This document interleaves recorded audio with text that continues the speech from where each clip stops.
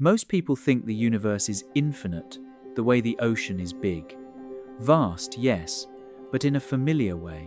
A finite thing extended to its largest possible scale. But here is what the data actually says.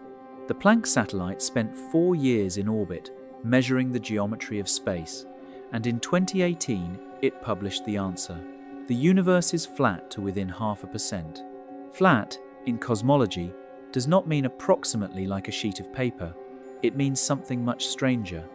Under the standard reading of the equations, flat means infinite, not metaphorically, mathematically. And once you accept that the universe is infinite, a quieter and more disturbing conclusion follows automatically. Somewhere out there, at a distance the math can calculate exactly, there is another version of you, identical down to the configuration of every neuron, holding the same thought.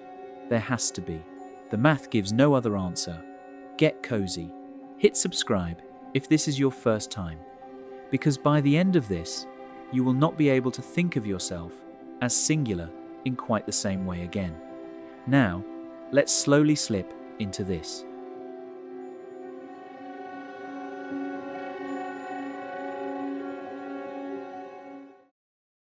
Part 1.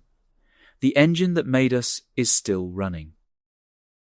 The chair you are sitting in, or the bed you are lying on, or the floor beneath your feet, wherever you are right now, take a moment and consider the space that holds you. Not the chair itself, not the room, the space. The empty cubic centimeters between your hand and your face. The space between the back of your shoulder and the wall behind you. The space inside your lungs. Right now, as you breathe in, that space, all of it, was once part of something else. It was part of a region that, 13.8 billion years ago, was inflating. Not expanding, the way the universe expands now, in slow, polite increments measured in kilometers per second per megaparsec. Inflating, doubling in volume on a timescale of roughly 10 to the minus 34 seconds. Faster than light could ever hope to be. Faster than anything in the modern universe. And then, in your local patch, in the patch that holds you, that doubling stopped. The inflaton field, whatever it was, rolled down its potential and dumped its energy into ordinary matter and ordinary radiation. The temperature climbed to something near 10 to the 28 Kelvin. Quarks condensed out of the heat, then protons and neutrons, then nuclei, then atoms, then stars, then galaxies, then planets, then a chair and a body and a moment of attention being placed on a piece of audio narration. This is the conventional story. This is what is taught in every introductory cosmology course on Earth. The Big Bang happened, and we are here as a result. End of story. But there is a sentence that gets quietly skipped in most introductory treatments, and that sentence is the reason this video exists. The inflation that produced our local patch did not stop everywhere. It only stopped here. It only stopped in the small finite region that we now call our observable universe. Just past the boundary of what we can see, just beyond the cosmic event horizon, at 16.5 to 9 billion light-years, the math of the theory says inflation is still going, not as a metaphor, not as a poetic flourish, as a literal physical prediction of the equations that produced us. The engine that made us is still running. That is the sentence this video is going to spend the next 2 hours unpacking. It is a strange sentence. It does not match the way most people, even most physicists, instinctively talk about the universe. We talk about the universe as if it were a finished object, something the Big Bang made and then left for us to inhabit. Something that has a size, a shape, an inventory of contents. Something that, in principle, could be photographed from the outside, the way a planet can be photographed from the outside, if only we could find the right vantage point. But the universe is not that kind of object. The universe is not a finished thing. The universe is, if our best theories of its first instance are correct, an unfinished process. And the part of that process we live inside is one small, finite, temporary off switch in a much larger machine that has been on for as long as we have existed and will keep being on long after we are gone. We are going to walk through what that means. We are going to start with the measurement that tells us the universe might actually be infinite, not just big, but truly endless. We are going to walk through the inflation story carefully because most people only have a fuzzy picture of what inflation actually says. We are going to arrive at the precise moment in the early 1980s when Andrei Linde was working through the equations of his own theory and realized that the theory predicted something he did not want it to predict. We are going to look at the cosmic event horizon and feel, as carefully as we can, what it means to be locked inside a causal sphere that is shrinking under the pressure of accelerating expansion. And by the time we close, we will have arrived at the answer to the question the title of this video poses. Why is the universe infinite? And why is that infinity terrifying? The size is not the terrifying part. The size has never been the terrifying part. The terrifying part is the reason behind the size, the reason the math keeps producing infinity, no matter how hard physicists try to find a finite version of the universe that matches the data. And the reason is this. The same process that made us is still happening. It did not start at the Big Bang and finish there. It started somewhere else, ran through the moment we now call the Big Bang as one small local event, and kept running. And the running, by the structure of the theory, has no off switch. The universe is not big. The universe is unfinished. That is the sentence we are going to come back to again and again across the next 12 chapters of this video. The first time you hear it, it will sound like a metaphor. By the end, it will sound like a description. And by the time the last sentence lands, you will not be able to look at the space around you in quite the same way again. So get comfortable. We are going to take this slowly. We are going to walk through real physics with real citations, real measurements, real names, real moments in the history of how the theory got built. Nothing in this video is invented. Everything in this video sits inside the standard model of cosmology as physicists currently teach it. The strangeness is not coming from the speculation. The strangeness is coming from the data. And the data, when you sit with it long enough, says something quietly devastating. The universe did not happen. The universe is happening. The universe is, right now, still in the process of being made just past the edge of where we can ever see. The engine that made us is still running. Let us begin with the word that most people get wrong before they even start. Let us talk about what infinite actually means, and why almost every intuition you carry about it is, in some quiet way, the first mistake. Part 2.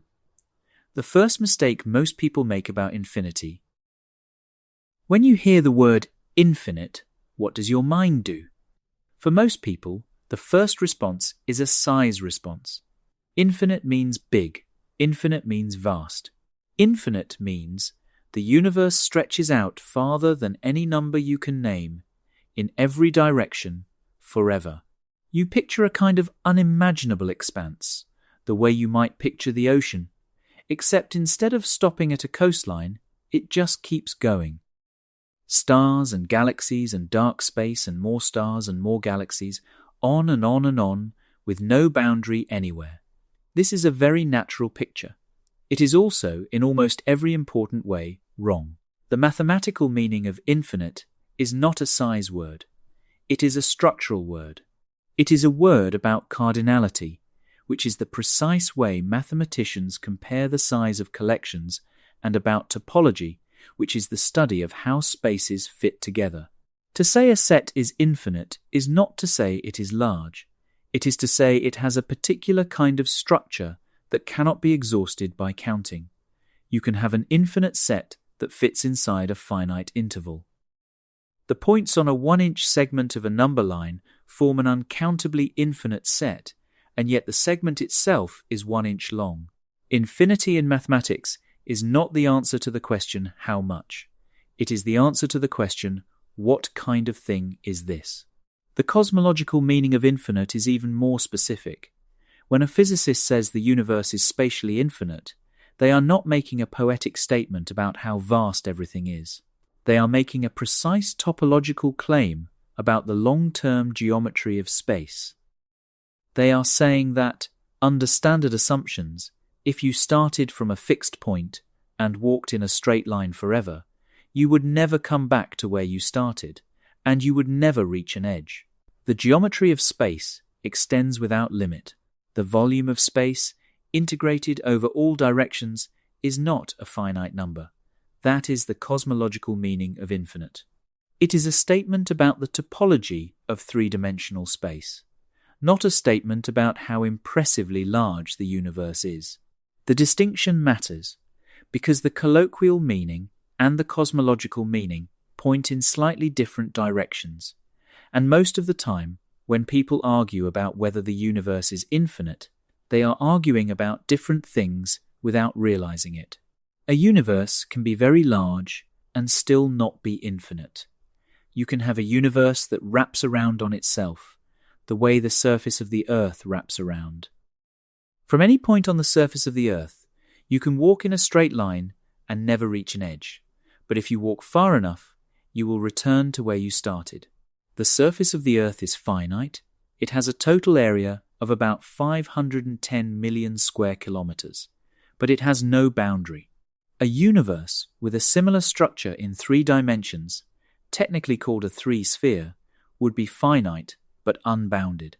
You could walk in any direction forever without hitting a wall, but if you walked far enough, you would eventually return to your starting point. That kind of universe is large. It is not infinite. A universe can also be infinite without being especially impressive in a colloquial sense. If you imagine a flat 3-dimensional space that extends without limit in every direction, but you populate it sparsely with galaxies scattered thinly, the universe might feel small. The volume is still infinite in the precise mathematical sense, but the experience of inhabiting it might not match the cinematic image of vastness. When people imagine the universe being infinite, they usually imagine an infinite version of what they already see in the night sky. Stars and galaxies extending forever.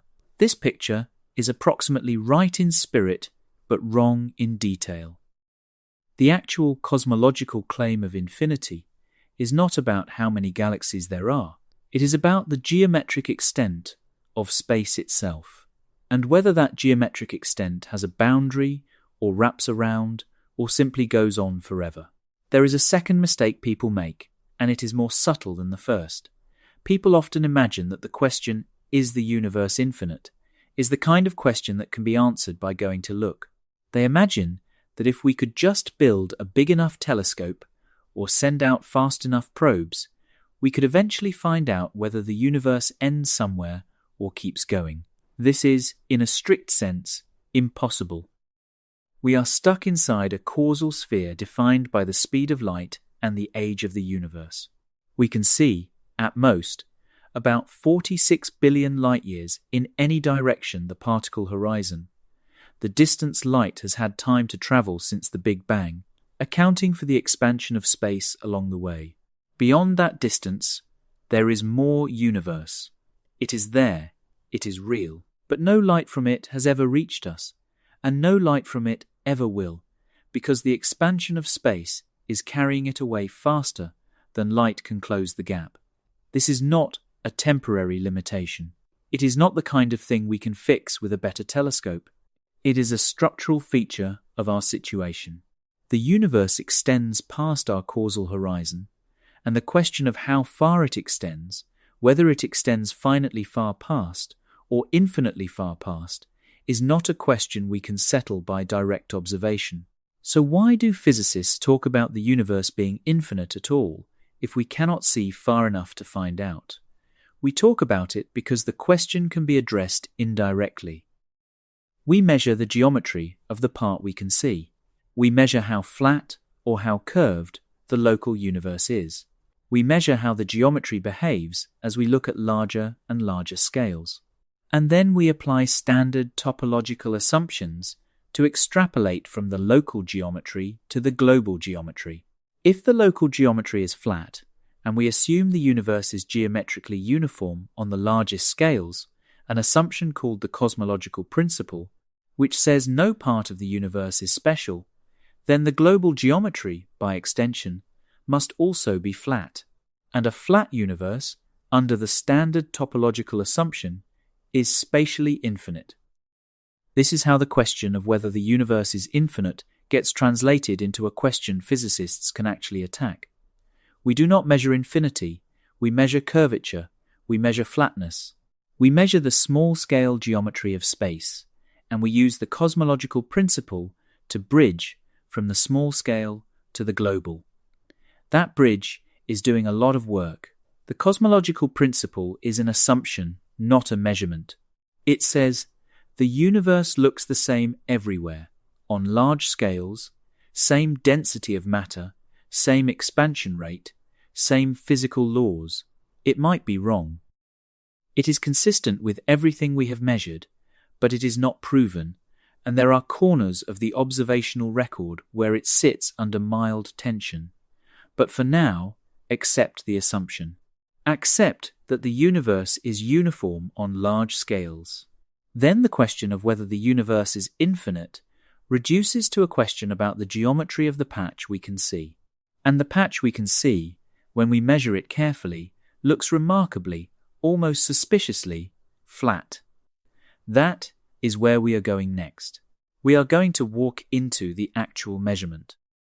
We are going to look at the Planck satellite and the number it pinned down in 2018 and what that number means for whether the universe is infinite. Because the universe is not big, we have already established that. Big is not even the right word. The universe is, by the best measurement we have, flat. And flat, under the standard assumption, means something very specific, something that should make every listener pause. Part 3. The measurement that quietly made infinity the default. In March of 2013, the Planck satellite released its first major cosmological parameter results. In 2018, the team released the final set in a long paper titled Planck 2018 Results 6. Cosmological Parameters in Astronomy and Astrophysics, Volume 641, Article A. 6. It is one of the most cited cosmology papers of the modern era, and tucked inside it, among dozens of measured numbers, is a single line that quietly changes how a thoughtful person should think about the size of the universe. The number is the spatial curvature parameter. It is written as omega sub k, and the Planck 2018 measurement of this parameter is 0, plus or minus 0.005. 0 plus or minus 0.005. That is the entire story. To understand why this number matters, you have to understand what omega sub k is. In Einstein's general theory of relativity, the geometry of space can curve in three basic ways. It can curve positively, like the surface of a sphere. It can curve negatively, like the surface of a saddle.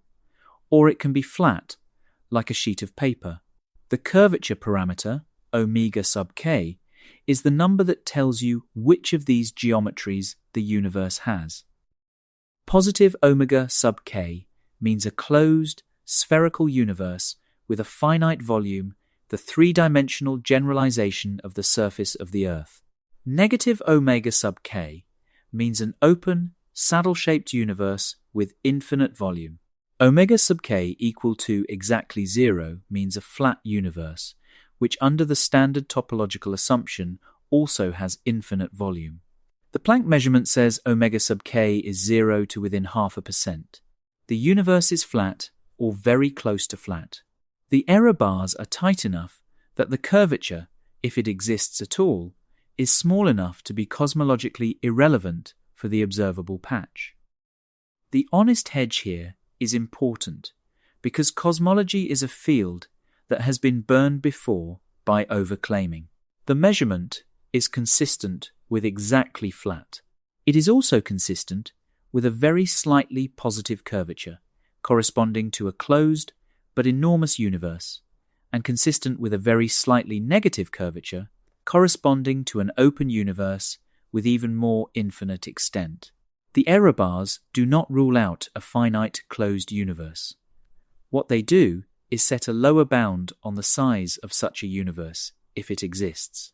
The lower bound says that if the universe is closed, its curvature radius, the radius of the giant three-sphere, it would have to be is at least about 250 times the radius of the observable universe. That is about 11,500 billion light-years.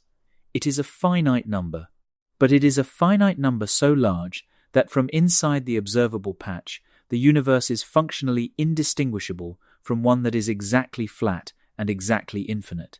So when physicists talk about the Planck measurement of the curvature, they are saying two things at once. They are saying the universe is at minimum vastly larger than the observable patch. And they are saying that, under the simplest interpretation, exact flatness, simple topology, the universe is straightforwardly infinite. There is a third option, which is worth mentioning before moving on, because it is the most controversial reading of the Planck data. Di Valentino, Melchiori, and Silk published a paper in Nature Astronomy, Volume 4, page 196, in 2020, arguing that there is a tension in the Planck dataset itself. The primary cosmic microwave background measurements prefer a flat universe, but the gravitational lensing measurements of the same dataset prefer a closed universe, with a curvature corresponding to omega sub k of about minus 0.04 at 99.985% statistical confidence. If you take the lensing data on its own, the universe is closed, finite, and only about 30 times larger than the observable patch.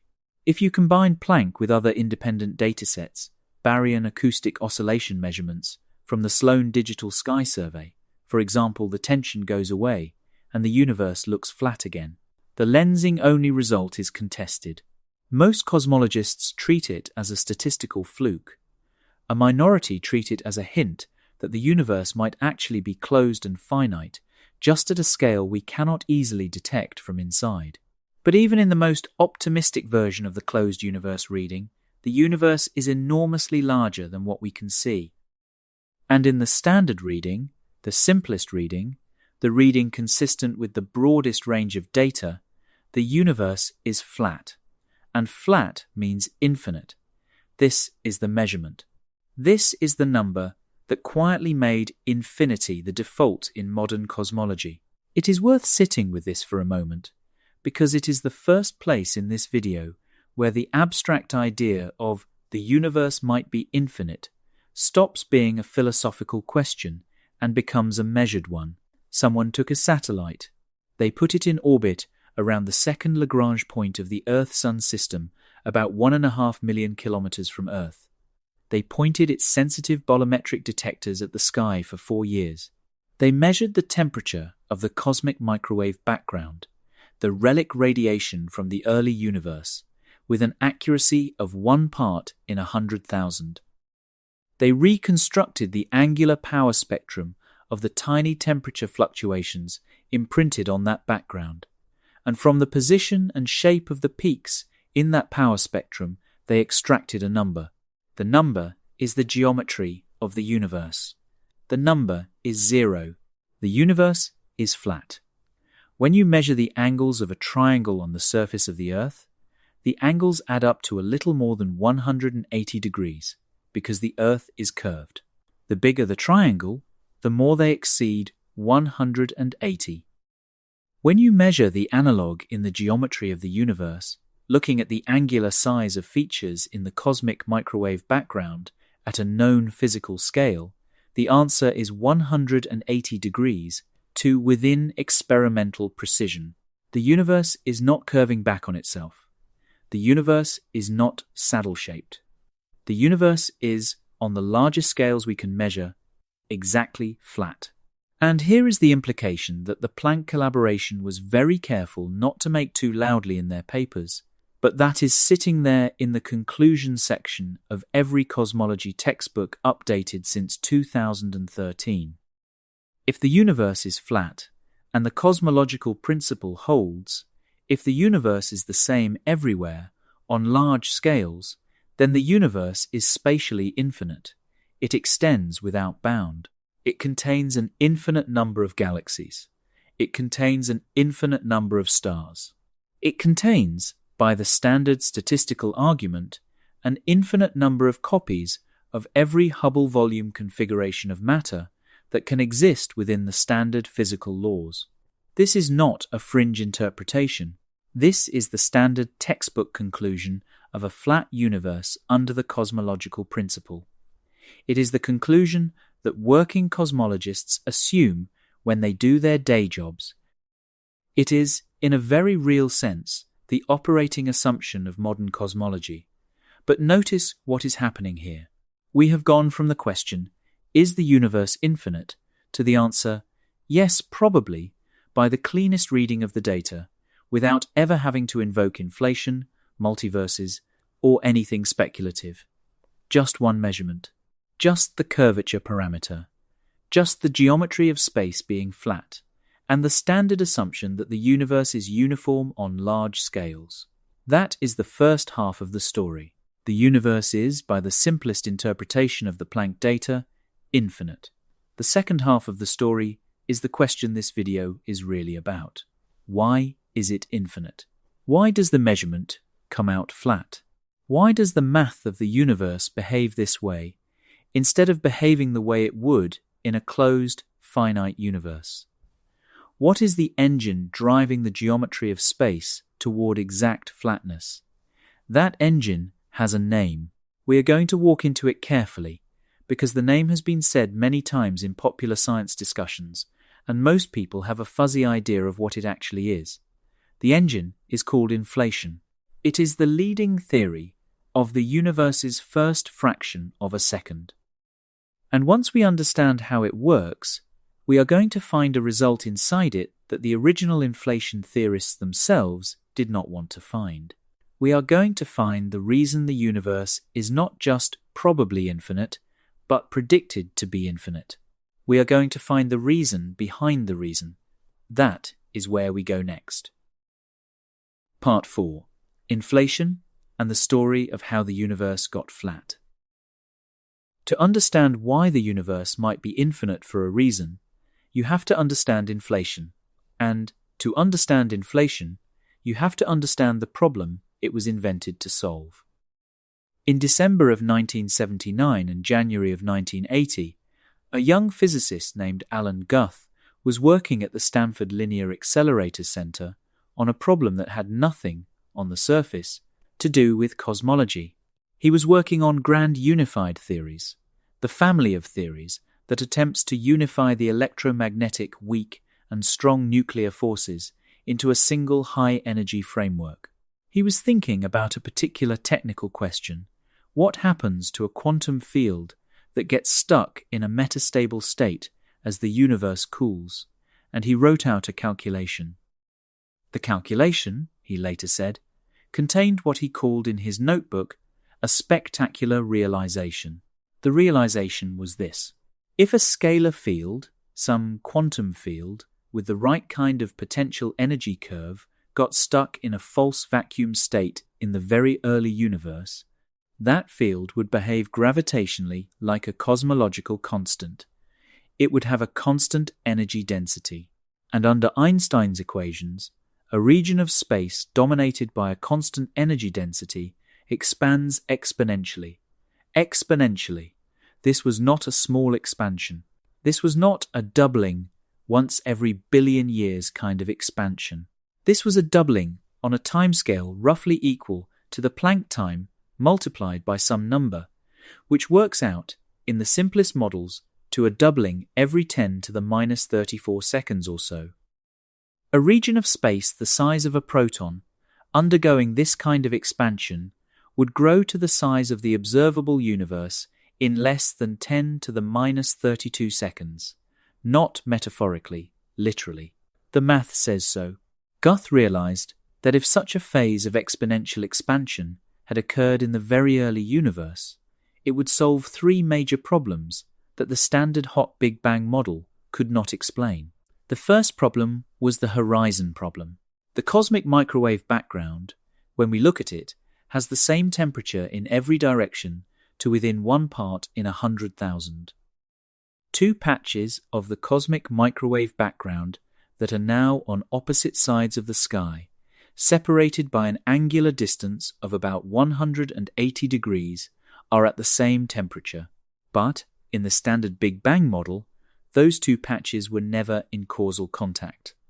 The light from one of them has never had time to reach the other over the entire age of the universe. There is no physical process that could have brought them into thermal equilibrium. And yet they are in thermal equilibrium.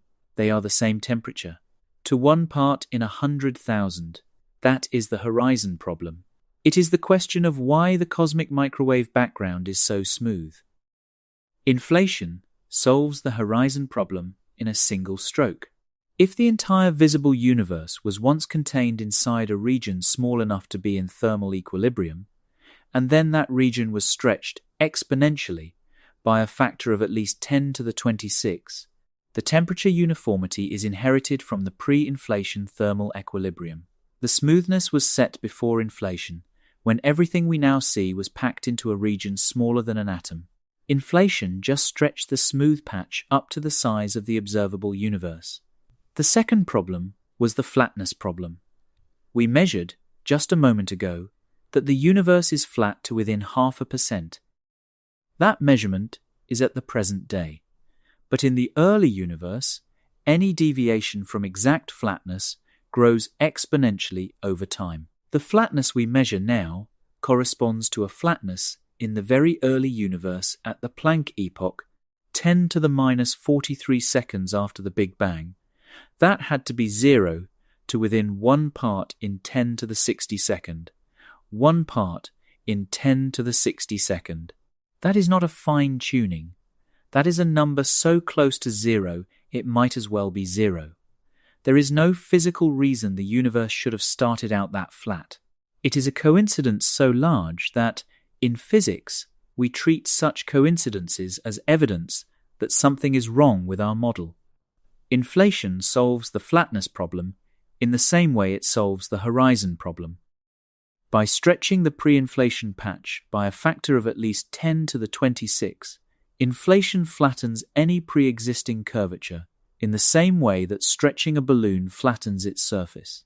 Whatever the universe looked like before inflation, after inflation it looks flat, to a precision determined by the number of e-folds of expansion. 50 or 60 e-folds is enough to take any pre-existing curvature and drive it below the level we could ever measure today.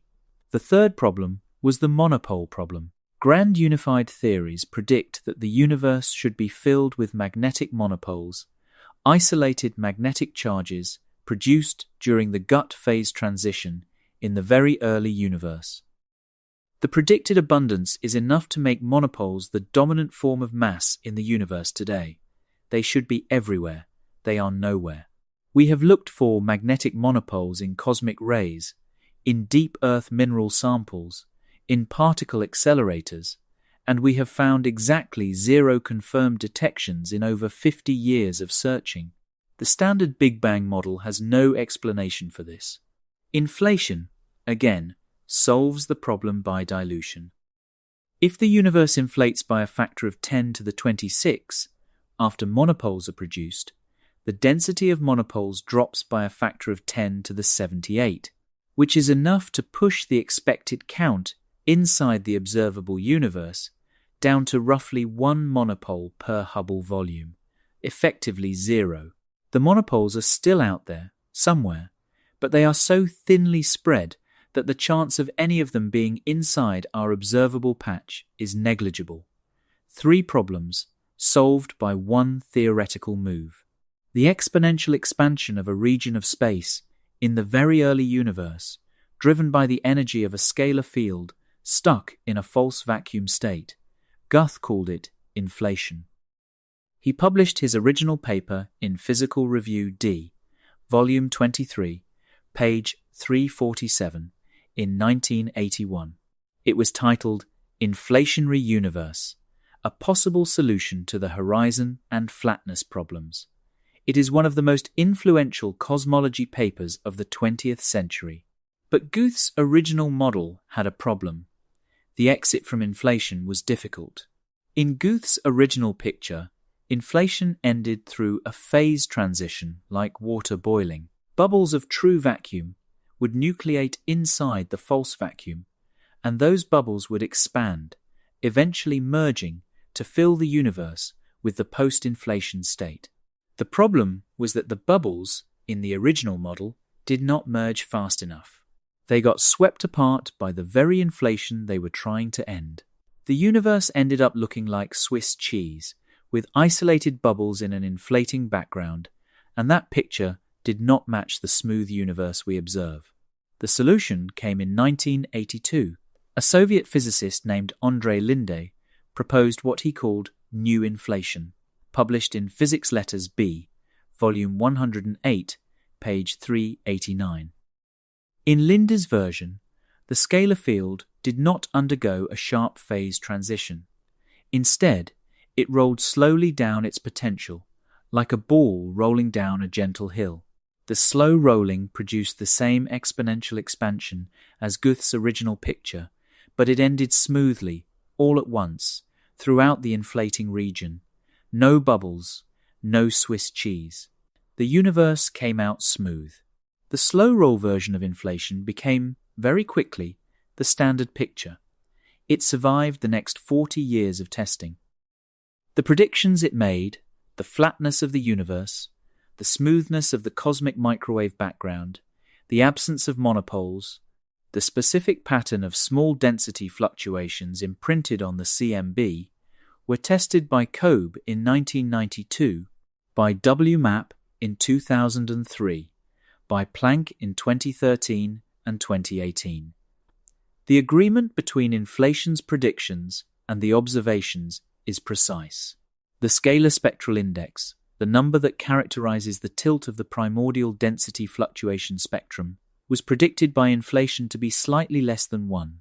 The measurement, by Planck, is 0.9649 plus or minus 0.0042, almost exactly the predicted value, so inflation is not a speculative theory. It is the leading framework for understanding the early universe, supported by multiple independent lines of evidence, with quantitative predictions that have survived precision tests from multiple satellites and multiple decades. That is the inflation story, as it is usually told. A young physicist had a spectacular realization. The theory solved 3 nagging problems with the Big Bang. The math worked, the data matched. End of story. But there is one more piece of the inflation story that does not get told in introductory courses, and that piece is the entire reason this video exists. It is the piece Andrei Linde discovered 4 years after his new inflation paper, when he was working through the consequences of a slightly different version of the theory. It is the piece he did not want to find. It is the piece that made the math start producing infinity, even when the physicists running the math did not ask it to. That is where we go next. The math kept producing it. Part 5. The result Linde did not want to find. Andrei Linde, in 1986, published a paper in Physics Letters B, volume 175, page 395. It was titled Eternally Existing Self-Reproducing Chaotic Inflationary Universe. It is one of the most consequential cosmology papers of the late 20th century, and the result in it is the one this video has been building toward. The paper is about a particular version of inflation called chaotic inflation, which Linde had introduced in 1983. In chaotic inflation, the inflaton field does not start in a false vacuum. Instead, it starts at some high value of its potential, set by quantum fluctuations at the Planck scale, and rolls down. Different patches of the early universe start with different values of the inflaton field, and different patches inflate by different amounts before ending. The picture is, in some sense, more natural than the false vacuum picture, because it does not require the field to be carefully prepared in a special state. It just requires the field to fluctuate, which fields do, and the patches with higher field values inflate more. Linde was working through the dynamics of this picture, and he ran into something strange. He was thinking about what happens to the inflaton field during the inflationary phase. The classical equation of motion says the field rolls down its potential at a rate determined by the slope, but there is also a quantum mechanical contribution. The field, like every quantum field, fluctuates. The fluctuations are small, but they are not zero. In a region undergoing exponential expansion, the fluctuations get stretched, just like everything else in the region. Linde asked the question, what happens in the regions where the quantum fluctuations push the field upward against the classical roll? In those regions, the field value gets larger, not smaller. Inflation continues. The local Hubble rate is set by the field value, so where the field is higher, inflation is more vigorous. The volume of those regions grows faster than the volume of regions where the field is rolling down toward the end of inflation. The math, when he worked it out, said something he did not expect. In the simplest versions of chaotic inflation, the upward fluctuation regions reproduce themselves faster than they are consumed by the classical roll. At every moment in time, there exist some regions where inflation has ended and some regions where inflation is still going. The regions where inflation is still going make up an exponentially growing fraction of the total volume. The post-inflation regions, the regions that have rolled down and converted their energy into matter and radiation, the regions that have become universes like ours, are isolated finite pockets inside an exponentially growing, inflating background. The inflating background never goes away. It just keeps inflating. Forever. This is eternal inflation. The name is precise. The inflation does not stop. It continues into the indefinite future, with new post-inflation bubbles forming inside it at a constant rate per inflating volume per unit time. Each bubble looks, from the inside, like a complete universe, a finite causal patch with its own Big Bang, its own subsequent expansion, its own cosmological history. From the outside, viewed from another bubble or from the inflating background, the bubble is just one local event in a much larger ongoing process. There is a story told by people who were in the room during this period of cosmology that Linde initially did not want this result. He did not include it as a positive feature of his theory. He published it because the math required him to. He had been working on inflation for years. He had developed multiple versions, refined the dynamics, fitted the predictions to the data. He was invested in inflation as a theory that explained the universe we see, and then his own theory, when he ran it carefully, started predicting something that went well beyond explaining the universe we see. It predicted that the universe we see is one bubble among an unbounded number of other bubbles in an inflating background that has been on for as long as anything has been on. He published anyway. The math kept producing it. Vilenkin, working independently around the same time, arrived at similar conclusions. So did Guth, later. By the early 1990s, eternal inflation was understood across the inflation community as the generic outcome of the theory. Not all versions of inflation produce eternal inflation. Some carefully tuned versions can avoid it, but the simplest, most natural versions, the versions that match the data most cleanly, all produce it. Eternal inflation is not a feature added to the theory by enthusiasts. It is a prediction that falls out of the theory when you let the equations run. There is a subtlety here that is worth pausing on. Eternal inflation is future eternal. It does not stop. It runs forever into the indefinite future, but it is not past eternal. Board, Guth, and Vilenkin proved this in 2003 in a paper published in Physical Review Letters, Volume 90, Article 151.301, titled Inflationary Spacetimes Are Incomplete in Past Directions. The proof says that any spacetime in which the average Hubble expansion is positive over its history must have a past boundary. There must be a moment in the past before which the spacetime did not exist. Eternal inflation has a beginning. What it does not have is an end. This is important because it changes how we should think about our position in the inflating cosmos. We are not in a static, infinite universe that has always existed. We are inside a process that began at some finite time in the past, what we colloquially call the Big Bang, although the inflation community would say the start of inflation in our parent region, and that will continue forever in the future. The asymmetry is real. The past is finite. The future is unbounded. This means that, if eternal inflation is correct, we are extraordinarily early in the history of the inflating cosmos. Every moment that passes, more bubbles nucleate, more inflating volume is added. The total volume of the inflating background grows without limit. And by the standard arguments of statistical reasoning, the typical observer in an eternally inflating cosmos exists much later than any of the observers we can directly compare ourselves to. We are, statistically, near the beginning, that is, itself, a strange thing to sit with. We tend to think of ourselves as cosmologically late, cosmologically post-Big Bang, cosmologically in the middle. Eternal inflation says, no, you are not in the middle, you are at the start. There is nothing meaningful behind you. There is an unbounded process ahead. Let us take a moment to think about what Linde was looking at in the moment he understood this. Imagine the equations on the page. Imagine the field equations of inflation with their characteristic exponential solutions and their quantum fluctuation terms.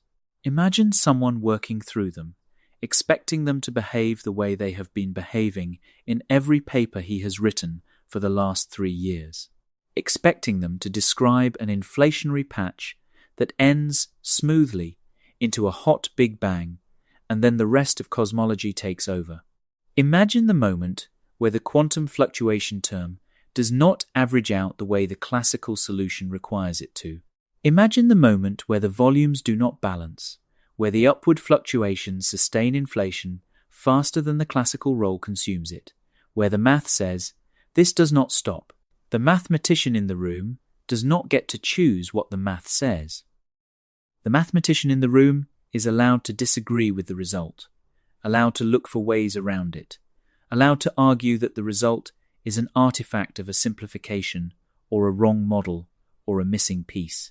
The mathematician in the room is not allowed to make the result go away by wanting it to. The math kept producing it. Linde wrote the paper. That was 1986. 40 years later, eternal inflation is still the default theoretical prediction of the standard model of cosmology. It is still the result that falls out of the equations when you let them run. Physicists have spent 4 decades trying to find a way to inflation without eternal inflation, and they have found some.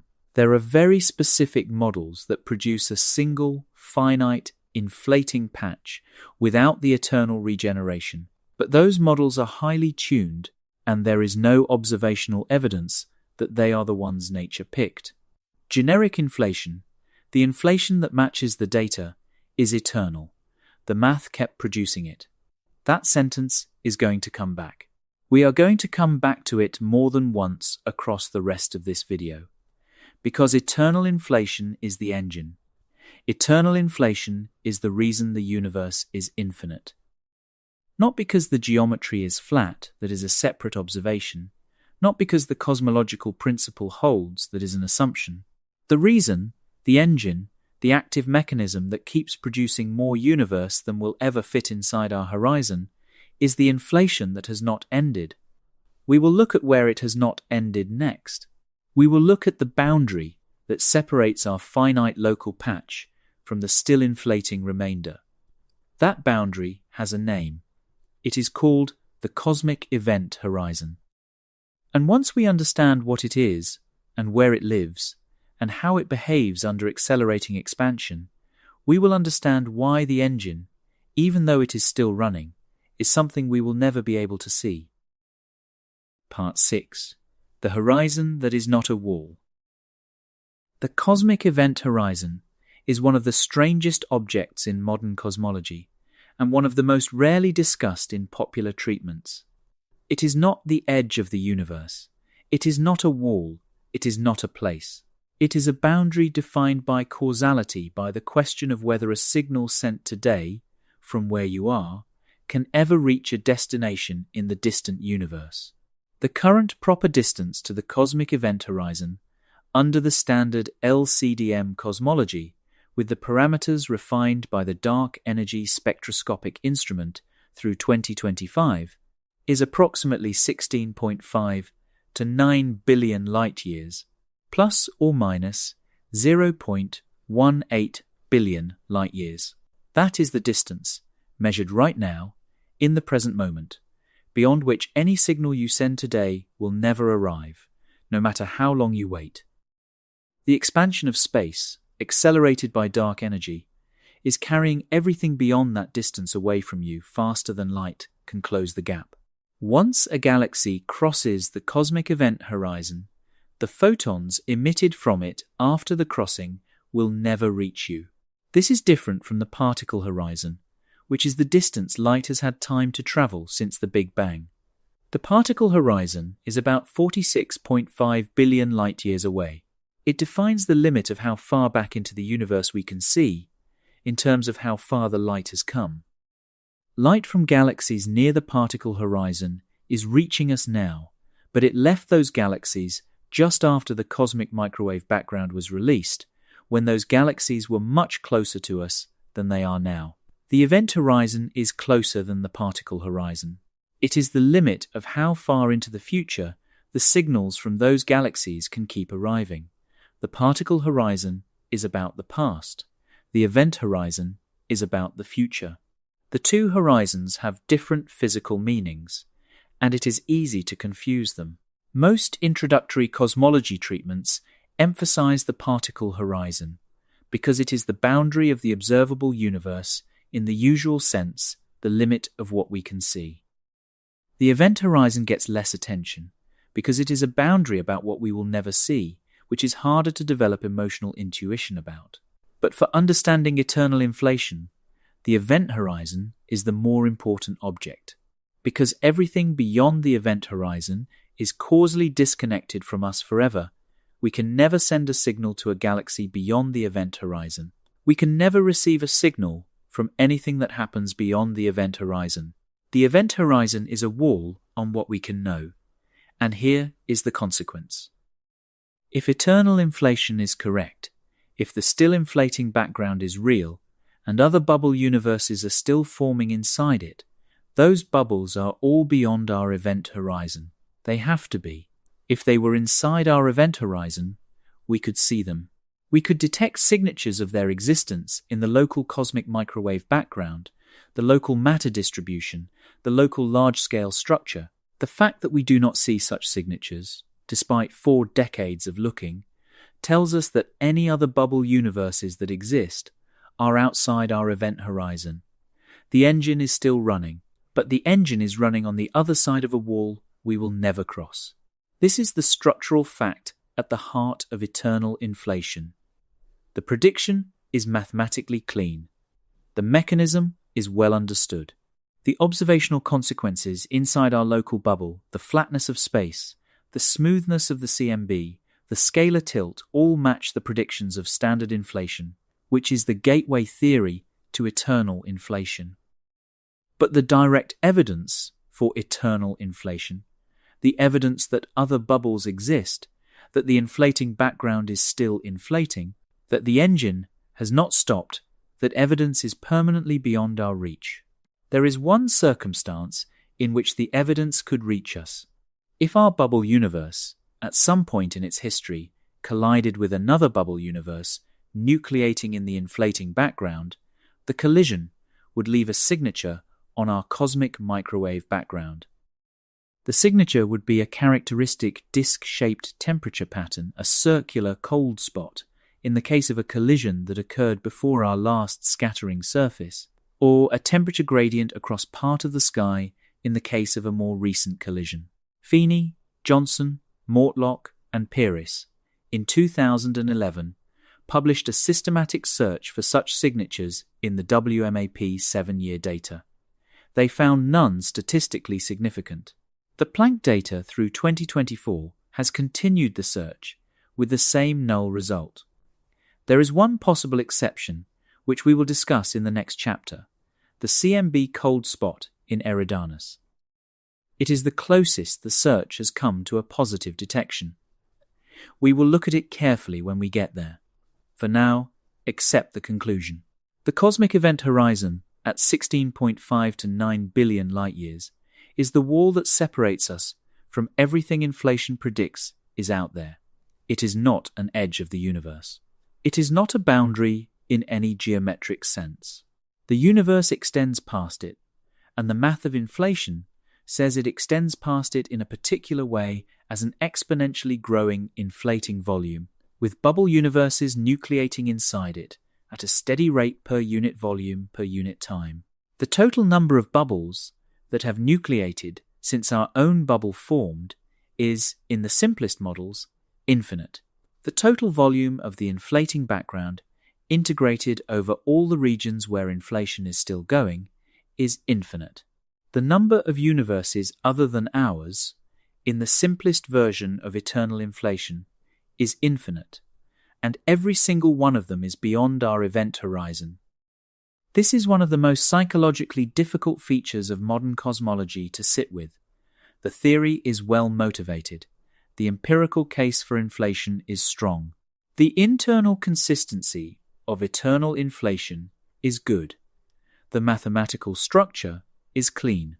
But the direct test of the eternal inflation extension, the question of whether the other bubbles actually exist, is, by the structure of the theory itself, beyond the reach of any observation we could ever make from inside our own bubble. We have very strong reasons to believe the universe is unfinished, and we have no way to walk to the place where the unfinished part becomes visible. The cosmic event horizon is shrinking. This is the part of the story that does not get said often enough. Under accelerating expansion, the event horizon is not constant. It moves inward over time. Galaxies that are currently inside our event horizon will, eventually, cross outward through it. Once they cross, they are gone. The light they emit before the crossing will continue to arrive at our telescopes for billions of years afterward, slowly redshifting toward infinity. But nothing emitted after the crossing will ever reach us. Right now, in this moment, somewhere on the sky, a galaxy is crossing our event horizon. It is at a proper distance of 16.5 to 9 billion light-years from where you are sitting. It looks, to us, like any other distant galaxy, a faint red-shifted glow, billions of years old. Inside that galaxy, there are stars and planets, and possibly observers who, in the symmetric picture of cosmology, are no different in any important sense from you.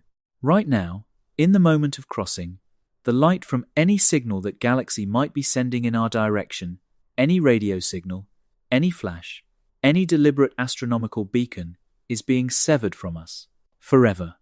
The galaxy is still there. The galaxy is not vanishing. The galaxy is not being destroyed.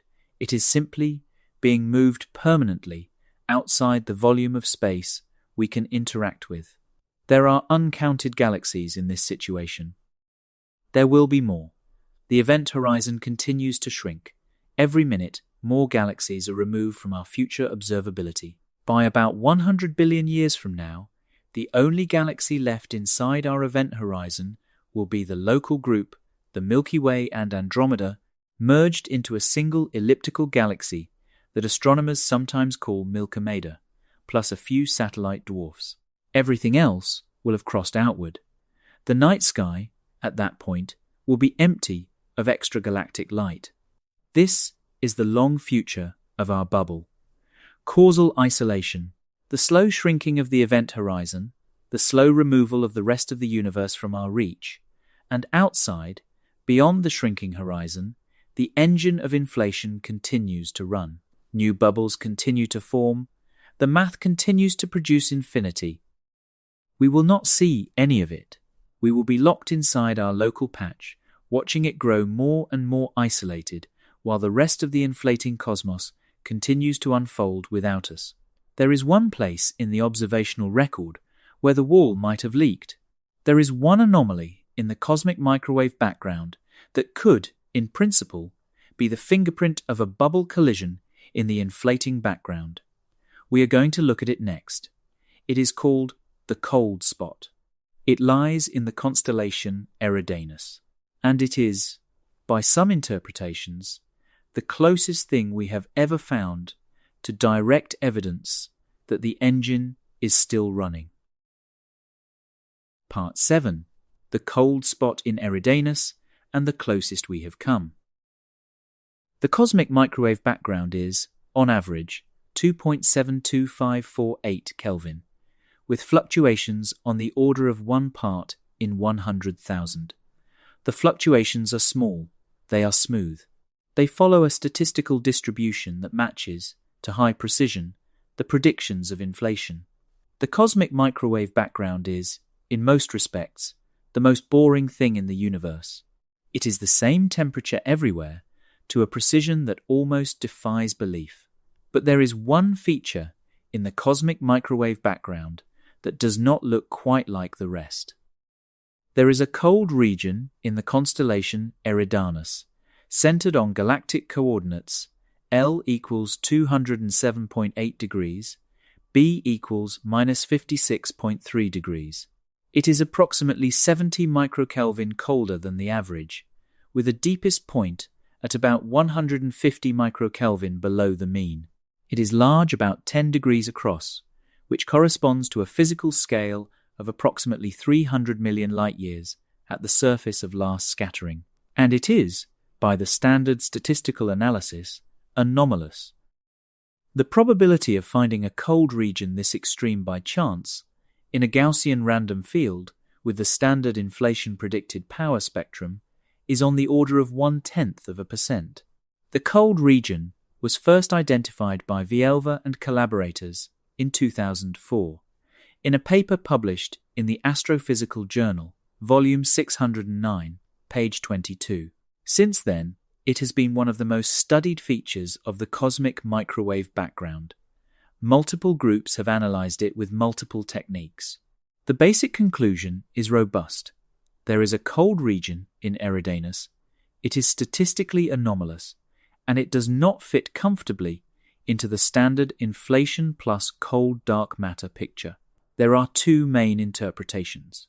The first interpretation is conventional. The cold spot is caused primarily by a vast underdensity in the foreground universe, a region of space at redshift approximately 0.15, in the direction of the cold spot, where the density of galaxies and dark matter is significantly below the cosmic average. This underdensity is called the Eridanus supervoid. It was identified by Shapudi and collaborators in 2015 in monthly notices of the Royal Astronomical Society, volume 450, page 288. The physical mechanism is the integrated Sachs-Wolf effect, cosmic microwave background photons passing through an evolving underdensity experience, a net energy loss, because the gravitational potential well is shallowing under accelerating expansion as the photons traverse it.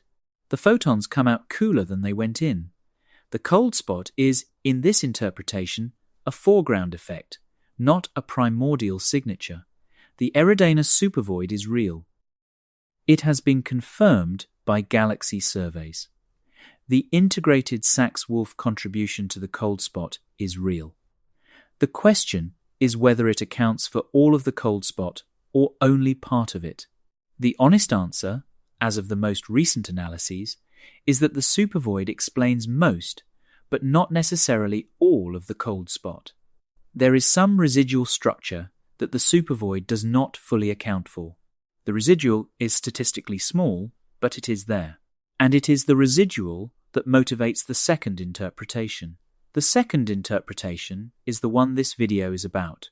Laura Massini-Houghton, in a series of papers published from 2006 through 2008, predicted that a collision between our bubble universe and another bubble nucleating in the inflating background would produce a specific kind of signature on the cosmic microwave background. The signature would be a circular cold region with a characteristic disc-shaped profile at a particular angular scale with particular polarization properties. The prediction was made before the cold spot had been thoroughly characterized. The prediction matches, qualitatively, the observed cold spot. The matching is not perfect, and there are aspects of the data that do not fit the bubble collision hypothesis cleanly. But the qualitative match is striking enough that it remains one of the most cited speculative interpretations of the cold spot in the modern literature. The honest framing is this: the cold spot is not proof of eternal inflation. It is not proof of a bubble collision. The conventional Eridanus supervoid interpretation accounts for most of the signal, and the residual is statistically small. But the cold spot is the closest thing in the empirical record to a possible fingerprint of eternal inflation. It is the place where the wall might have leaked, just a little, for just a moment, billions of years ago. There are other searches that have been less successful. Feeney, Johnson, Mortlock, and Pieris, in 2011, in Physical Review Letters, Volume 107, Article 071301, conducted the first systematic search for bubble collision signatures in the WMAP 7-year data. They used a Bayesian template fitting procedure to look for the disc-shaped signatures predicted by eternal inflation models. They found none statistically significant. Subsequent analyses with the Planck data, through 2024, have continued the search with the same result. The eternal inflation prediction of bubble collisions has not been positively confirmed. This is the empirical situation. We have very strong theoretical reasons to believe the engine is still running. We have one possible and contested empirical fingerprint in the form of the cold spot in Eridanus. We have systematic searches that have not found the most obvious other signatures, and we have a permanent observational wall in the form of the cosmic event horizon that prevents any direct test of the prediction. This is what science looks like at the edge of what can be tested. The math is clean. The internal consistency of the theoretical picture is good. The empirical fingerprints, where they exist, are ambiguous. The honest conclusion is that we may never know for certain whether eternal inflation is correct. We may have to live with the prediction as a permanent feature of our best theory, never confirmed, never refuted, sitting at the boundary of what is testable. Some physicists are uncomfortable with this. They argue that a prediction that cannot be tested is not really a scientific prediction. We will come to that critique soon. It has a name, the Steinhardt-Ijaz-Loeb critique, after the three physicists who articulated it most forcefully in 2017. It is a serious critique. It deserves serious engagement. But before we get to that, there is one more piece of the empirical picture worth touching briefly, because it shows how easily the question of whether the universe is finite or infinite can shift. We talked about the Planck 2018 flatness measurement, omega sub k equals 0 plus or minus 0.005. That is the standard reading. Most cosmologists treat it as evidence the universe is flat and therefore infinite. But in 2020, Di Valentino, Melchiori, and Silk published a paper in Nature Astronomy, Volume 4, page 196, arguing that there is a tension inside the Planck dataset itself. The primary cosmic microwave background measurements prefer a flat universe, but the gravitational lensing measurements within the same dataset prefer a closed universe with omega sub k of about -0.04 at a statistical significance of 99.985%. If you take only the lensing data, the universe is closed. It is finite. And it is only about 30 times larger than the observable patch, which is enormous but not infinite. The lensing-only result is controversial. Combining Planck with baryon acoustic oscillation data from BOSS and eBOSS makes the tension disappear and restores consistency with flatness. Most cosmologists treat the lensing tension as a statistical fluke. A minority treat it as a hint that the universe might actually be closed and finite. The data does not settle the question. This is the honest empirical state. The simplest reading is that the universe is flat and infinite.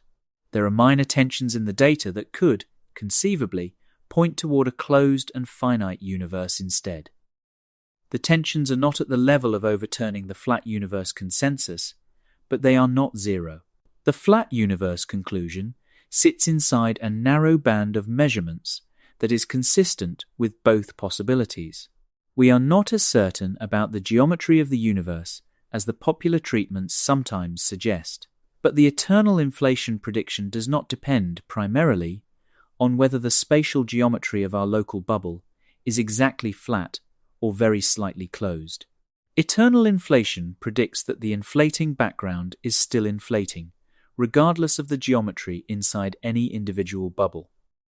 The inflating background is a region of accelerating expansion driven by inflaton field energy, and that region is, by the dynamics of the theory, infinite in both spatial extent and temporal duration. The geometry of our local bubble is, in some sense, a secondary detail. The primary fact is that the engine in the inflating background is still running. So even if our local bubble is closed and finite, the larger inflating cosmos that contains it is unbounded. And the universe, in the broadest sense, the totality of everything inflation predicts is out there, is infinite for the reason the title of this video suggests.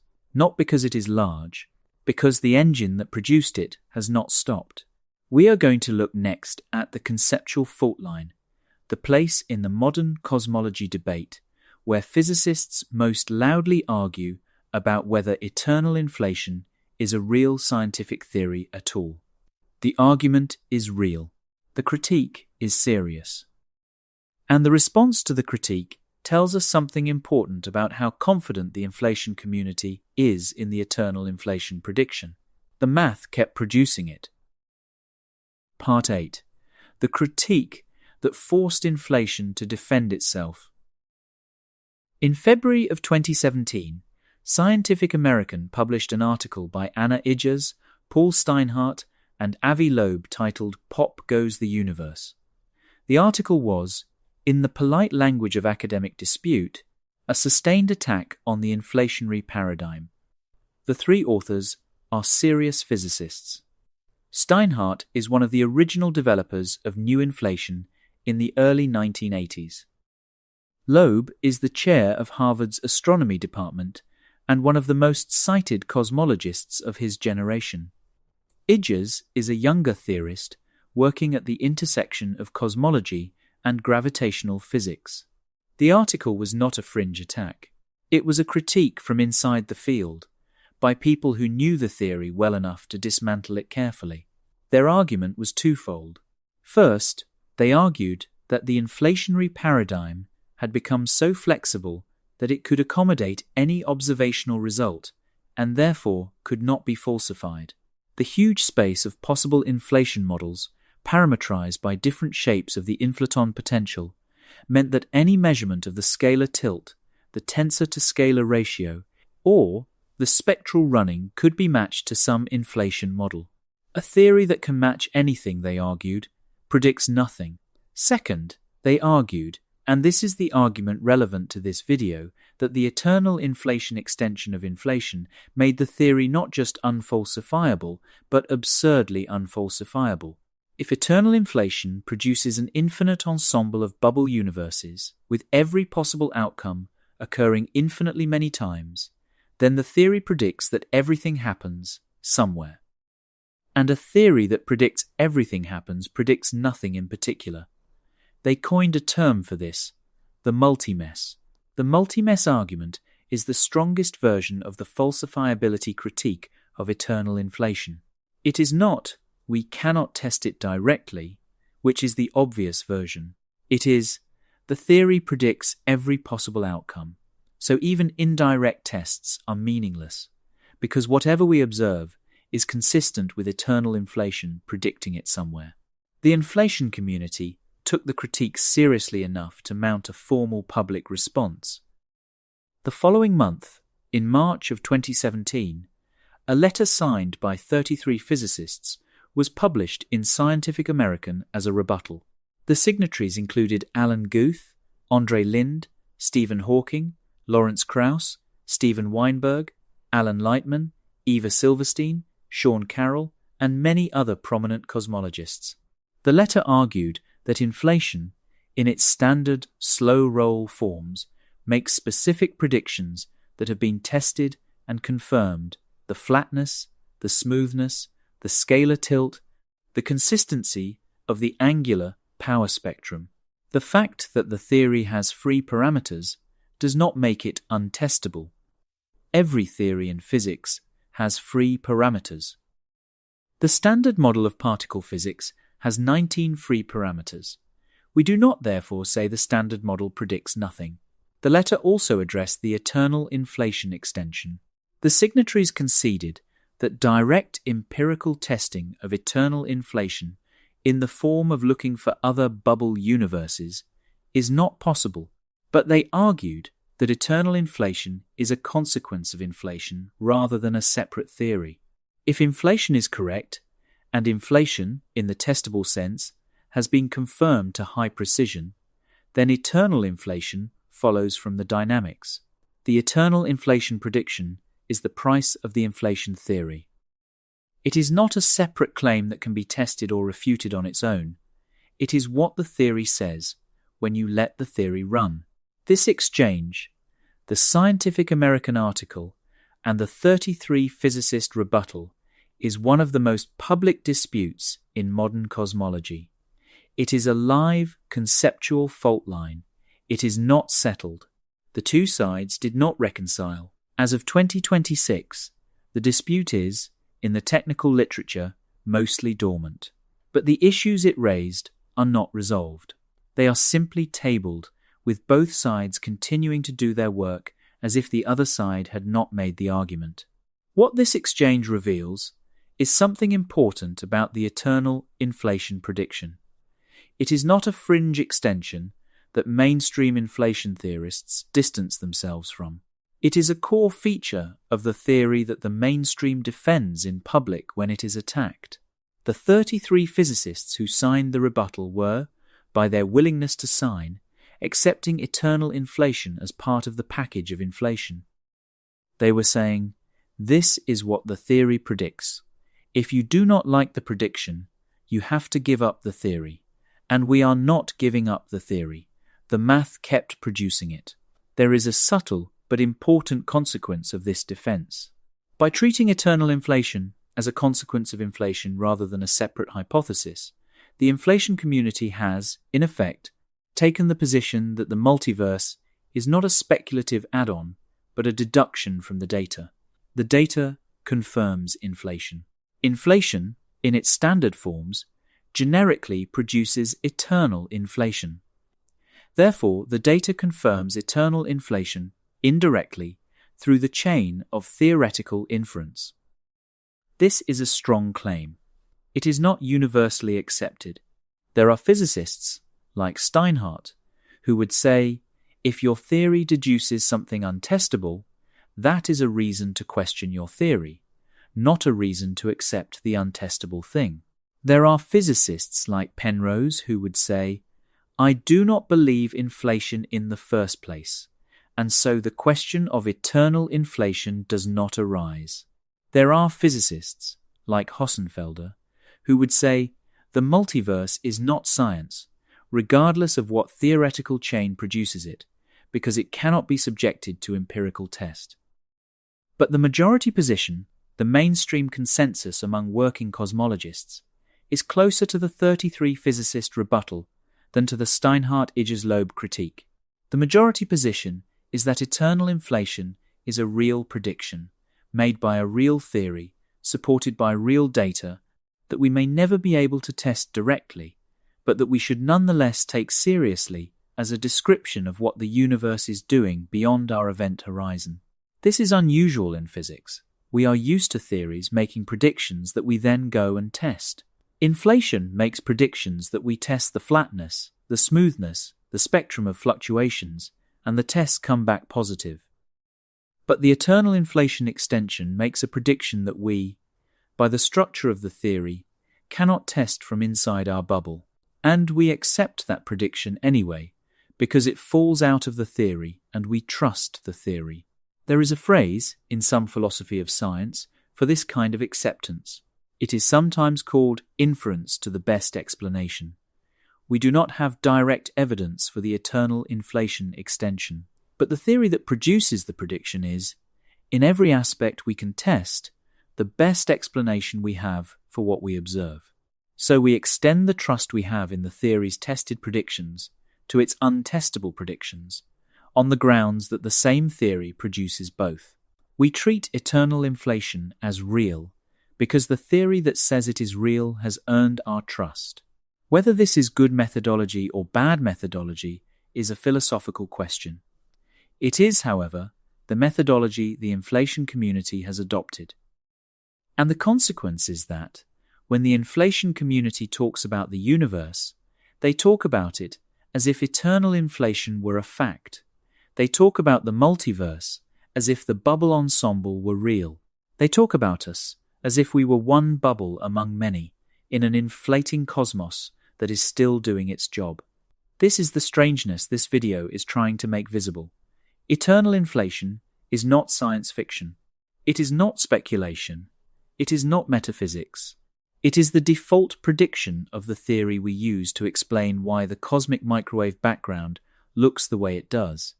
It is part of the package.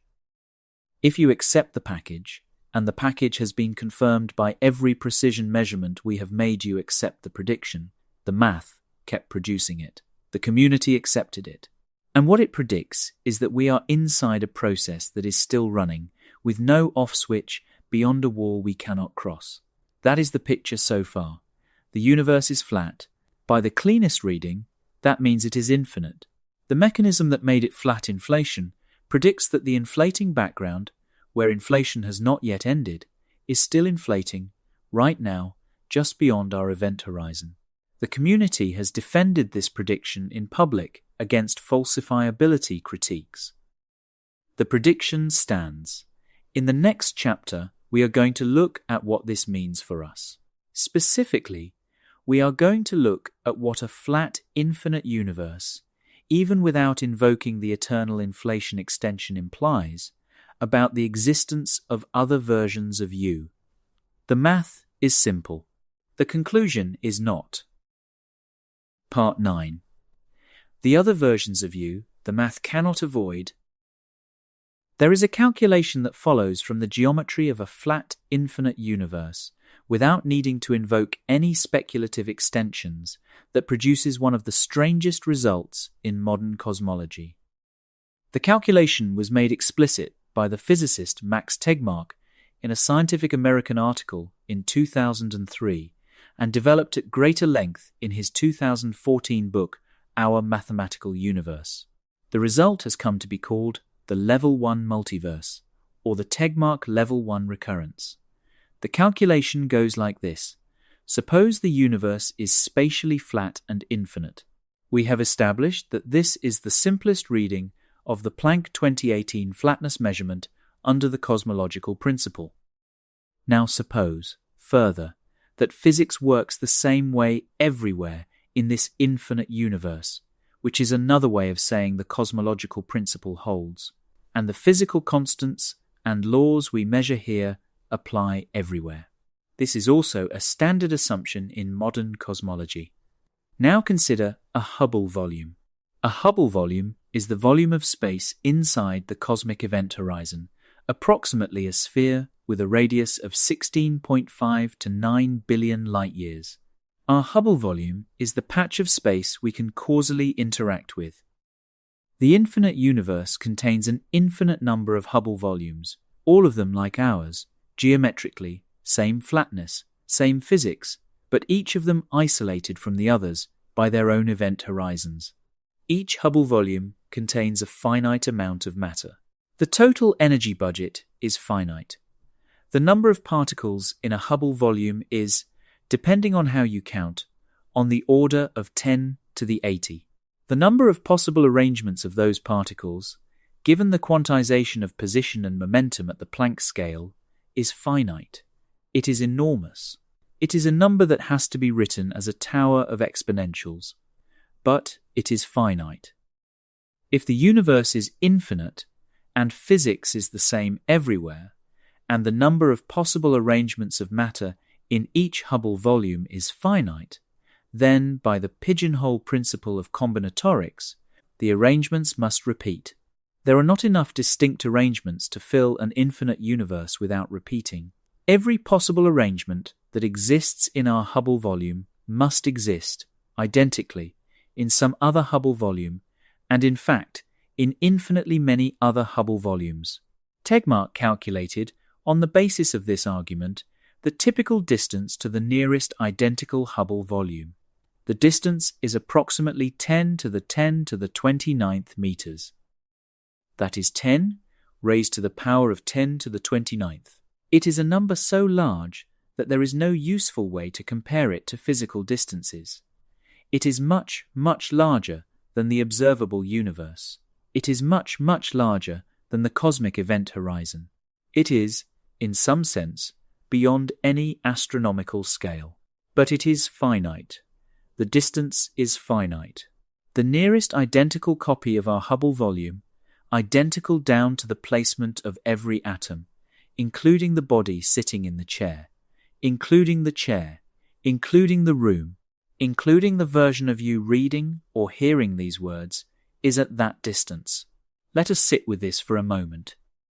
Somewhere out there, at a distance of approximately 10 to the 10 to the 29 meters from where you are, there is a flat patch of space, the same size as our Hubble volume, containing exactly the same matter, in exactly the same configuration as our Hubble volume. There is an Earth there. There is a body there, with your face, your posture, your specific tilt of head and angle of shoulders. There is a brain there, holding exactly the thought you are holding right now. There is a heart there, beating at the same rate. There is a room there, with the same dust in the same corners. There is, in that Hubble volume, a moment indistinguishable from this one. It exists. The math says it exists.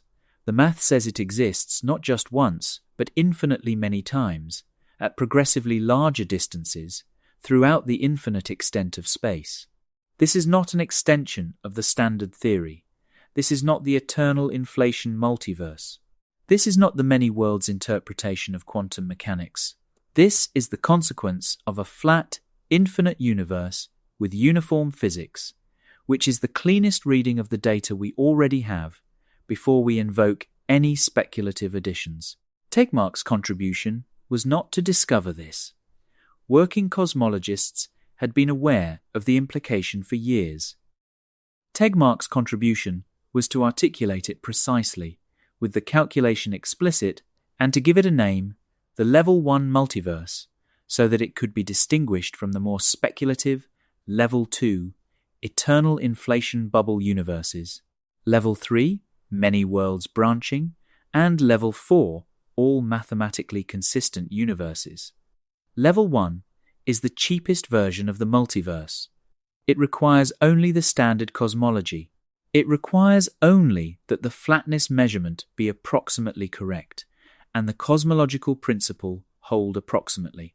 It does not require eternal inflation. It does not require quantum branching. It does not require any speculative theoretical move. It is the conclusion that follows from accepting what we already measure, and yet accepting it is psychologically difficult. The intuition that says, "I am the only version of me," is very strong. It is the intuition behind almost every story humans have ever told about themselves. The intuition behind religion, behind philosophy, behind the moral weight of individual choice. The Tegmark Level 1 recurrence does not destroy this intuition outright, because the other copies are at distances that are, in practical terms, infinitely far. We will never meet them. We will never communicate with them. They cannot affect our lives in any way.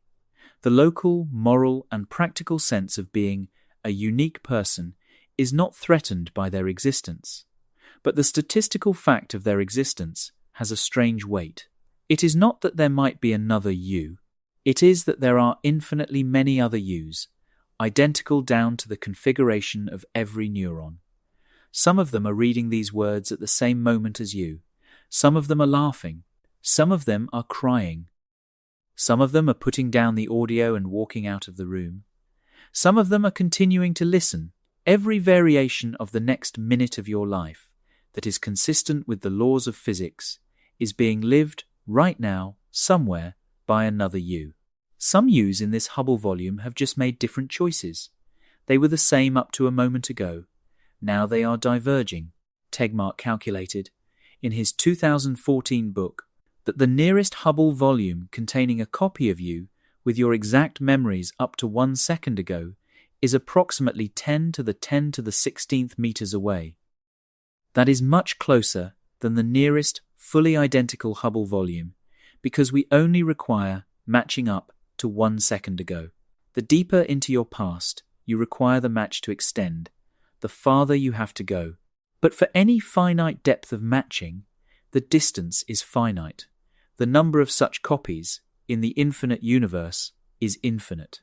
There is something quietly devastating about this calculation that does not survive in the popular treatments, and the part that does not survive is the part where the calculation does not require speculation. The Level 1 multiverse is not a what-if.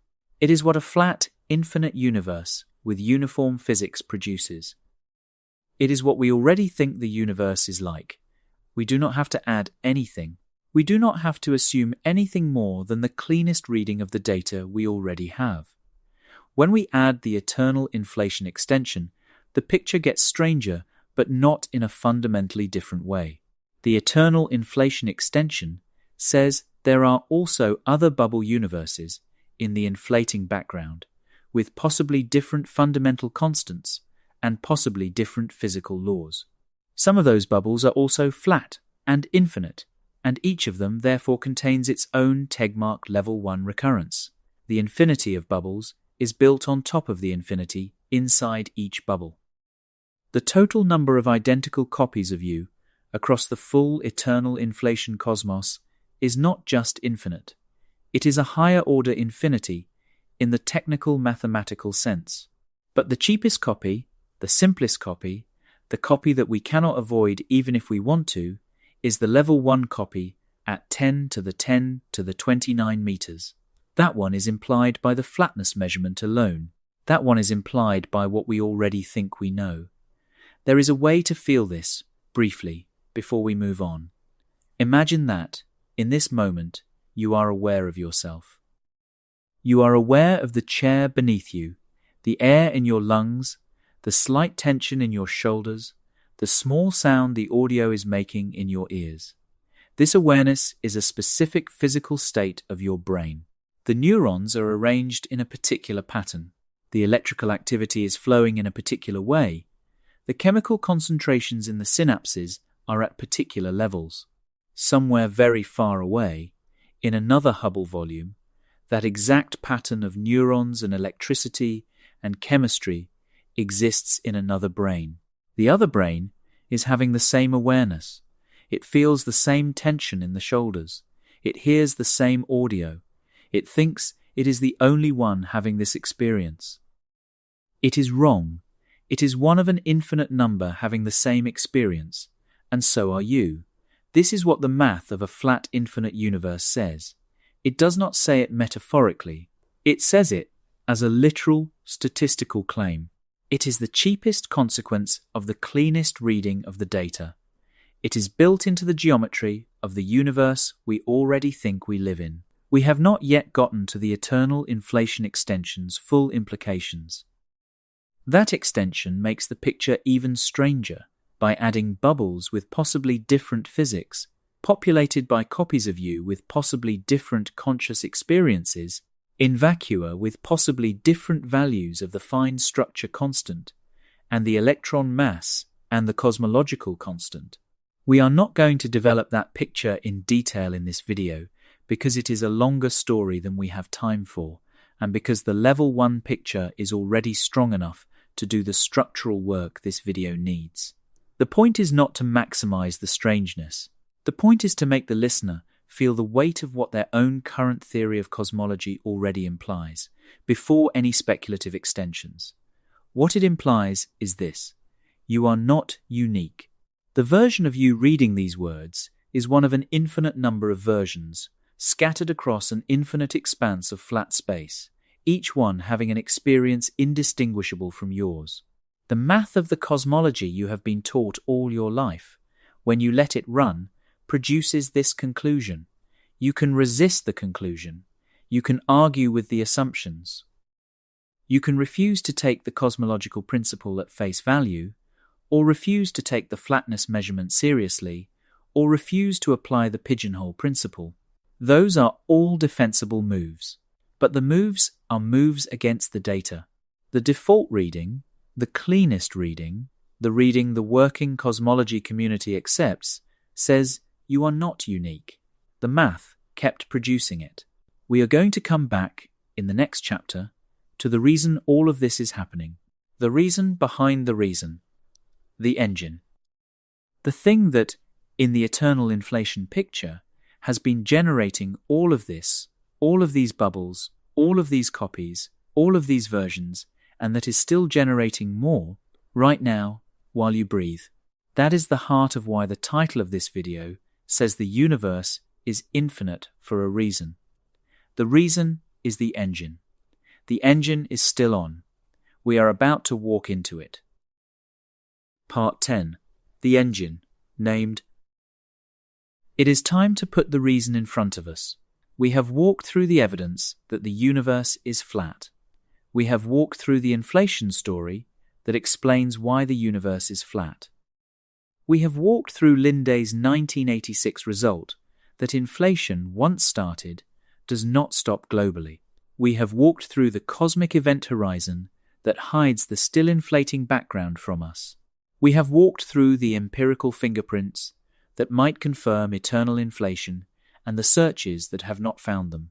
We have walked through the public debate over whether eternal inflation is real science, and the mainstream cosmology community's defense of it as a deduction from confirmed theory. Now it is time to name the engine. The engine is the inflaton field, in its high potential regions, in the parts of the universe where inflation has not yet ended. The dynamics of the field, the structure of its potential, the quantum fluctuations that perturb it, the way the volumes balance under expansion, all of this together is the engine. It is not a metaphor.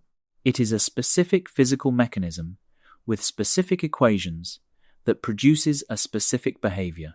The behavior is exponential expansion of the volume of inflating regions, with finite bubbles of post-inflation space nucleating inside, and the inflating volume always growing faster than the bubbles can consume it. In the simplest models, the engine doubles the volume of inflating space every 10 to the minus 34 seconds. That number is not precise. It depends on the specific inflation model and the specific value of the field, but it is in the right ballpark for the kinds of inflation that match the data. The doubling time is the timescale on which new inflating volume comes into existence. Let us be explicit about what doubling every 10 to the minus 34 seconds means. Consider 1 cubic meter of inflating space, somewhere in the inflating background, in the present moment. After 10 to the minus 34 seconds, it is 2 cubic meters. After another 10 to the minus 34 seconds, it is 4 cubic meters. After 10 to the minus 33 seconds, it has doubled 10 times, so it is approximately 1,000 cubic meters. After 10 to the minus 32 seconds, it has doubled 100 times, so it is approximately 10 to the 30th cubic meters. After 10 to the minus 30 seconds, still less than the blink of an eye, it has doubled 10,000 times, so it is something like 10 to the 3,000 cubic meters. By a full second, the original cubic meter has become a volume so vast that the number of cubic meters cannot be meaningfully written in standard scientific notation. This is what is happening right now, somewhere just past the cosmic event horizon. It has been happening since before our bubble formed. It is happening at every moment. It will keep happening forever.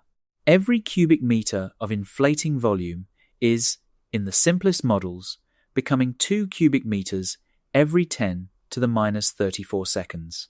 The total volume of the inflating background, integrated over all the regions where inflation has not yet ended, is growing exponentially. There is a subtle conceptual move here that is worth being precise about. The growth of the inflating volume is not growth in the sense of getting bigger from the outside. There is no outside. The inflating background does not exist inside some larger space that it is expanding into. The growth is intrinsic. The metric of space inside the inflating region is changing such that the local distances between any 2 points are doubling on the timescale we have just described. From the inside of the inflating region, the doubling looks like an expansion. From the outside, if outside even makes sense, there is no observation we can make to compare. The growth is a feature of the geometry, not a motion through some pre-existing arena. This kind of language can be hard to hold. It does not match the way we are used to thinking about volumes. When we say a box doubles in size, we usually mean that some external observer can see it growing within some external space. Inflation is not like that. The space is growing within itself. The geometry is changing such that the distances stretch. There is no external observer who could see the inflating region from outside. The bubbles inside the inflating region, the post-inflation patches like ours, also have this property. Our observable universe is one such bubble. From inside our bubble, we see the expansion as a stretching of distances between galaxies. We do not see ourselves as a finite bubble inside a larger inflating cosmos. We just see our local expansion, and we extrapolate from it.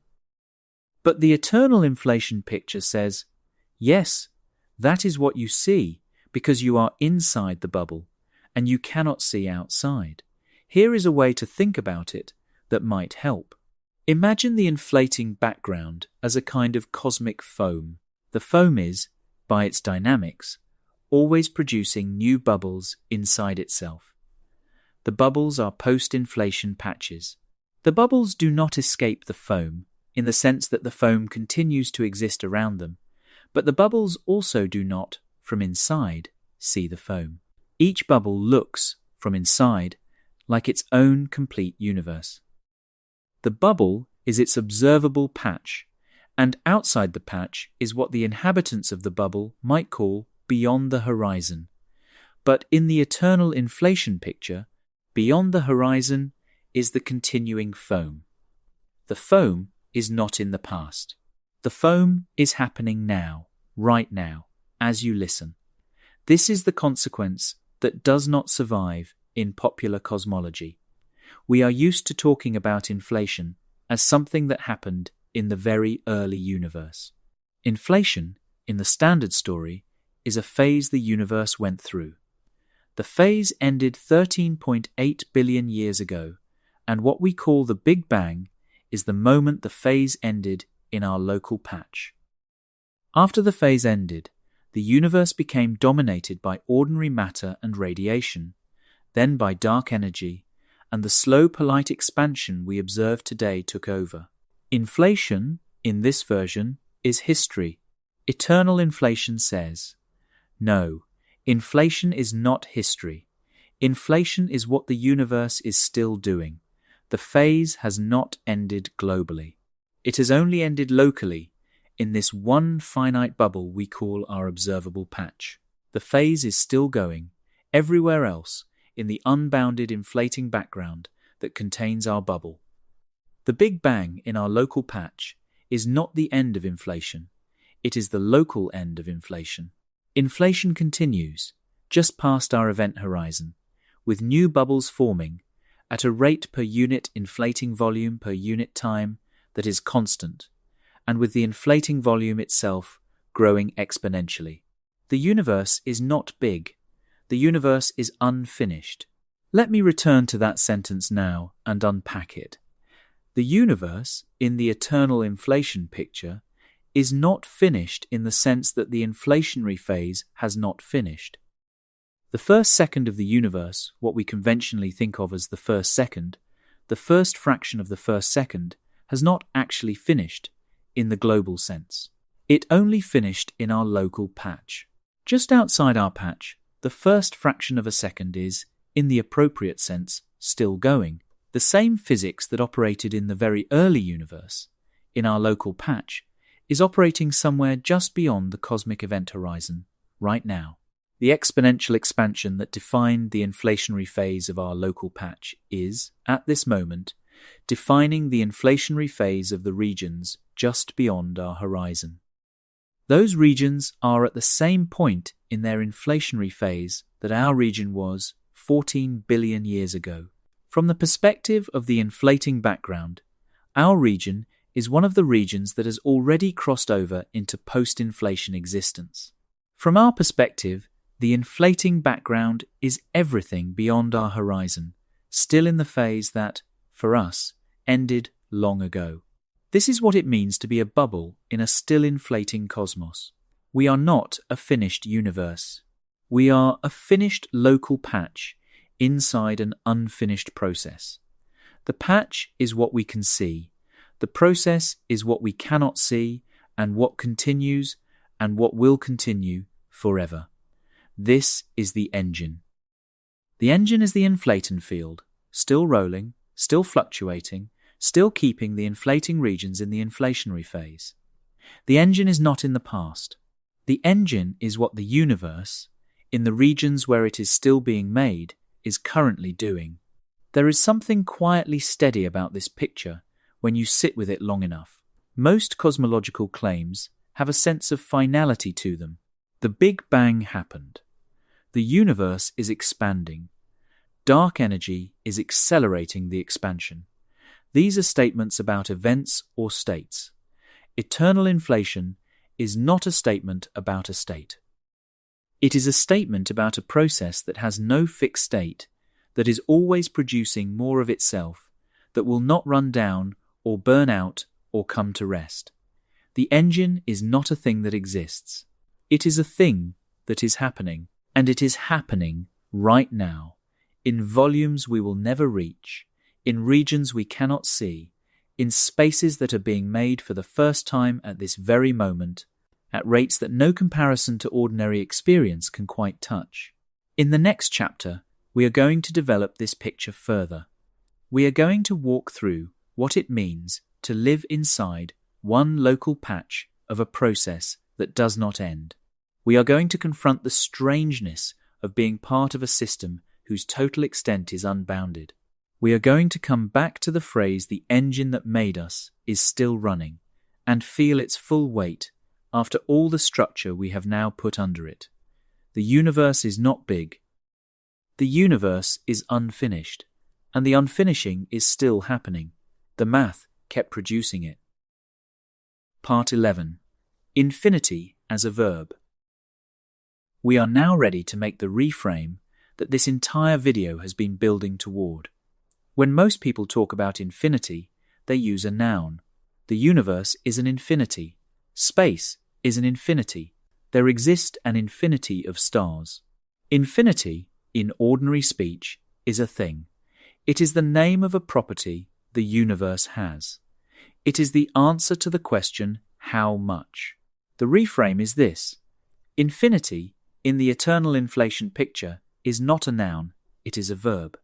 Infinity is something the universe is doing. It is the ongoing process of inflation in the regions where inflation has not yet ended, producing more universe at a rate that has no limit and no off switch.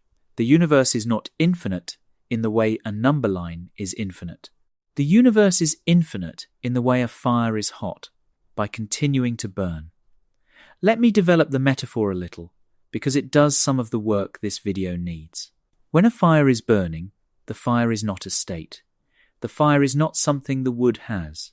The fire is a process, a chemical reaction, a release of energy, a transformation of matter from one configuration to another. The fire is what the wood is doing. If the fire stops, the wood is no longer burning.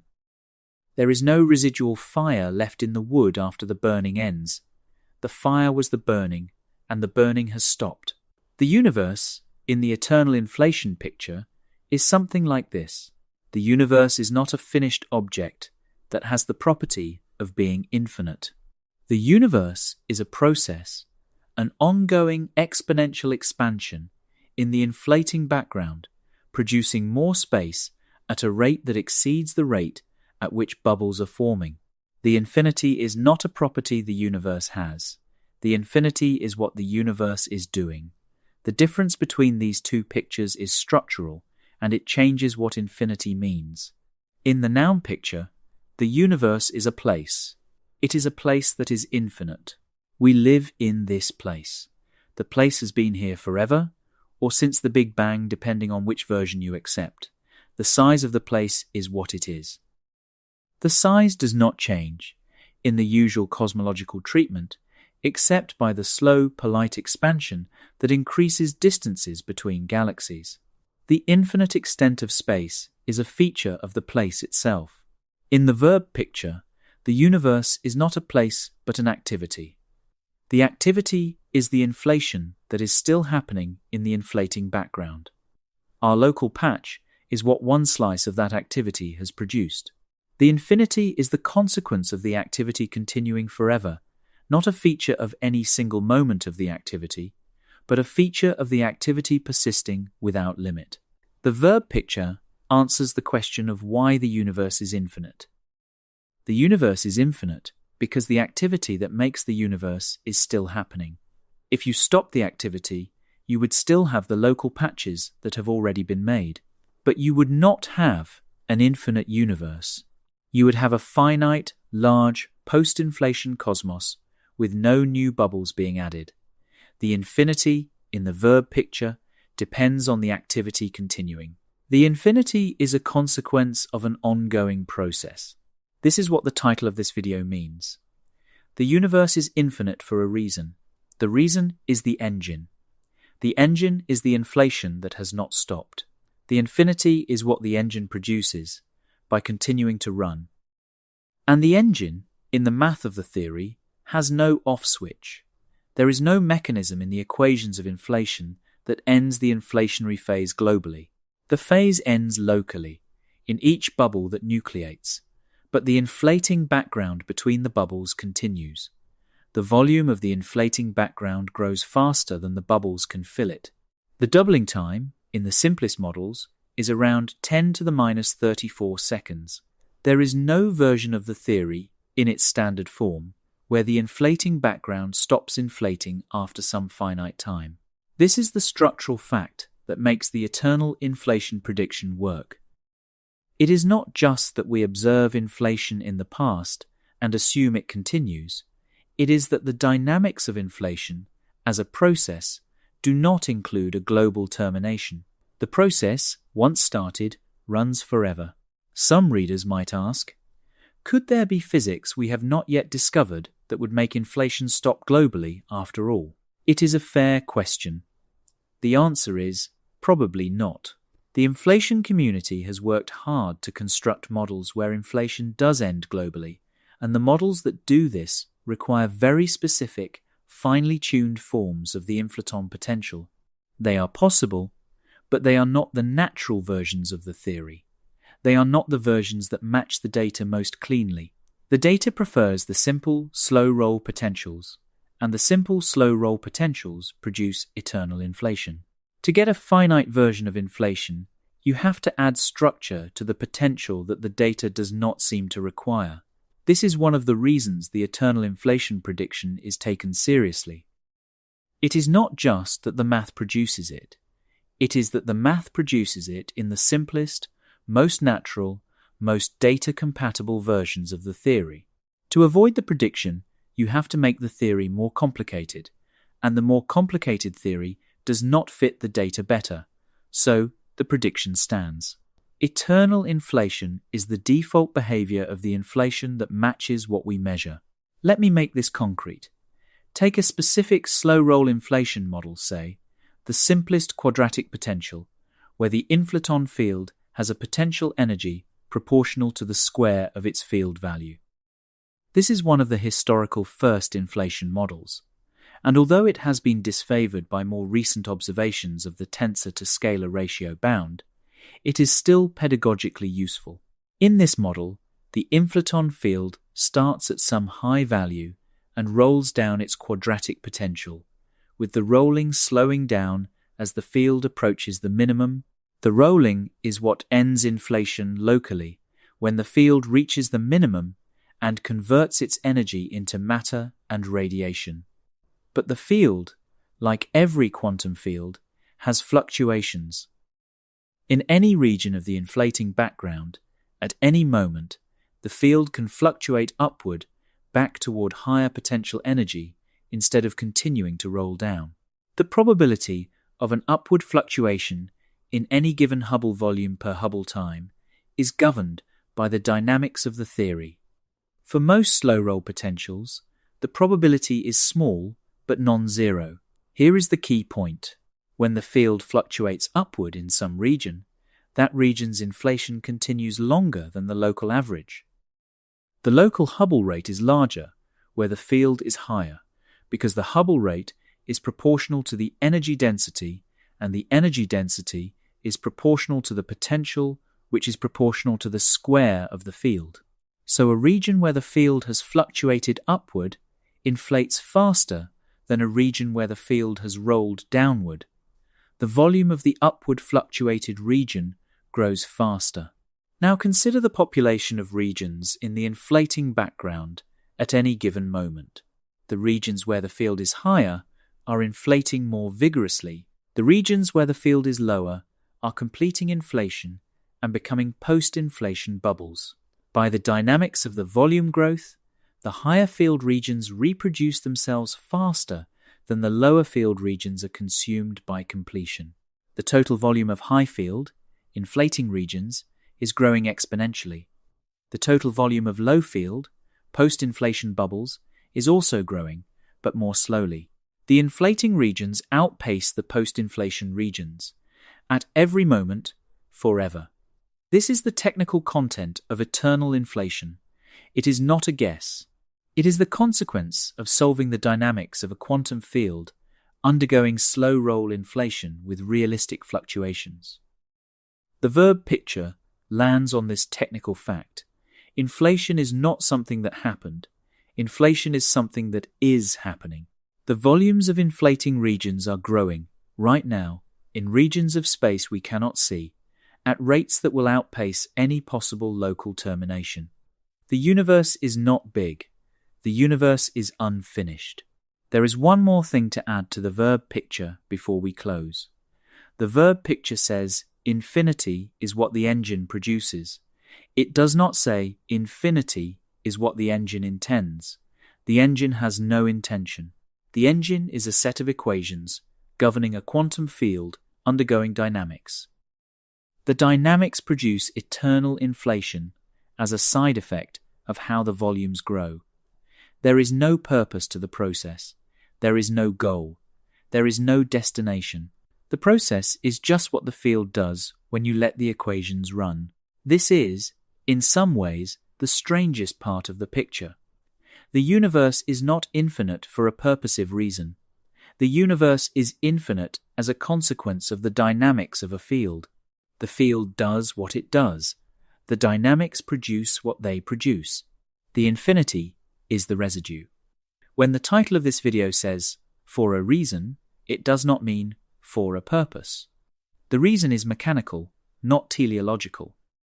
The reason is that the equations of inflation, when you solve them, produce a process that does not have an off switch. The infinity is what the absence of an off switch produces after enough time has elapsed. And enough time has been elapsing in the inflating background for as long as the inflating background has existed, which is to say, since whatever past boundary the Border-Guth-Vilenkin theorem requires the inflating cosmos to have. So, the infinity is structural. The engine produces it. The engine does not choose to produce it. The engine has no choice. It just runs by the dynamics it has. This is, in its own way, more unsettling than if there were a purpose behind it. A universe that is infinite because some agent made it that way at least has a reason in the sense of intention. A universe that is infinite because the equations of inflation do not include a global termination has a reason only in the sense of mechanism. The mechanism is real. The mechanism is well understood. The mechanism is the engine. And the engine just keeps going, because that is what its equations say it does. In the closing chapter, we are going to step back from the technical picture and feel what this all means for the listener. We are going to come back to the chair, the body, the breath, the moment of attention being placed on this audio. We are going to come back to the engine, named now, in full. And we are going to close with what it means to live inside an unfinished universe, what it does to your sense of who you are, where you are, and what kind of place you are in. Part 12. What it means to live inside an unfinished universe. We have come a long way from where we started. We started with the chair you are sitting in, or the bed you are lying on, or the floor beneath your feet. We started with the simple observation that the space holding you was, at some point, part of a region undergoing exponential expansion. We started with the conventional Big Bang story. We moved through what infinite actually means, and through the Planck 2018 flatness measurement, and through the inflation story, and through Linde's 1986 result, and through the cosmic event horizon, and through the cold spot in Eridanus, and through the Steinhardt-Ijers-Loeb critique and the 33 physicist rebuttal, and through the Tegmark Level 1 recurrence, and through the engine, named, we have now arrived at the closing question. What does it mean to live inside this picture? The first thing to say is that it does not change your immediate life. The cosmological structure of the universe does not affect what you do tomorrow. It does not affect whom you love. It does not affect what work you give yourself to. It does not affect the small kindnesses or the small failures of any given afternoon. These things have their own scale, their own weight, their own stakes. Cosmology does not reach them. The second thing to say is that it does, in some quiet way, change your sense of where you are. The chair you are sitting in is not just a chair in a finite universe. It is a chair in one finite bubble of an unbounded process. The space around your body is, in the picture this video has built, a small, local result of a much larger process that is still ongoing, somewhere just past the boundary of what you can ever see. The walls of your room are not the walls of the universe. The universe does not have walls. The universe has, at most, event horizons, which are temporal rather than spatial, and which separate causally connected patches from causally disconnected patches. You are inside such a patch.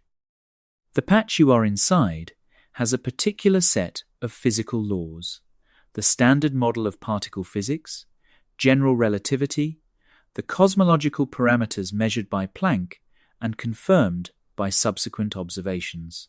The laws inside your patch are consistent with the existence of stars and atoms and chemistry and biology and you. That consistency is, in the eternal inflation picture, why you can exist here. There are other patches where the consistency does not hold. There are other patches where atoms do not form, or where chemistry is not possible, or where any structure analogous to a body could not assemble. You are not in one of those. You are in one of the patches where the conditions, by whatever process, came out compatible with structure. The third thing to say is that you are not alone. We have walked through the level 1 recurrence. We have seen that, in a flat, infinite universe with uniform physics, the same Hubble volume as ours must repeat.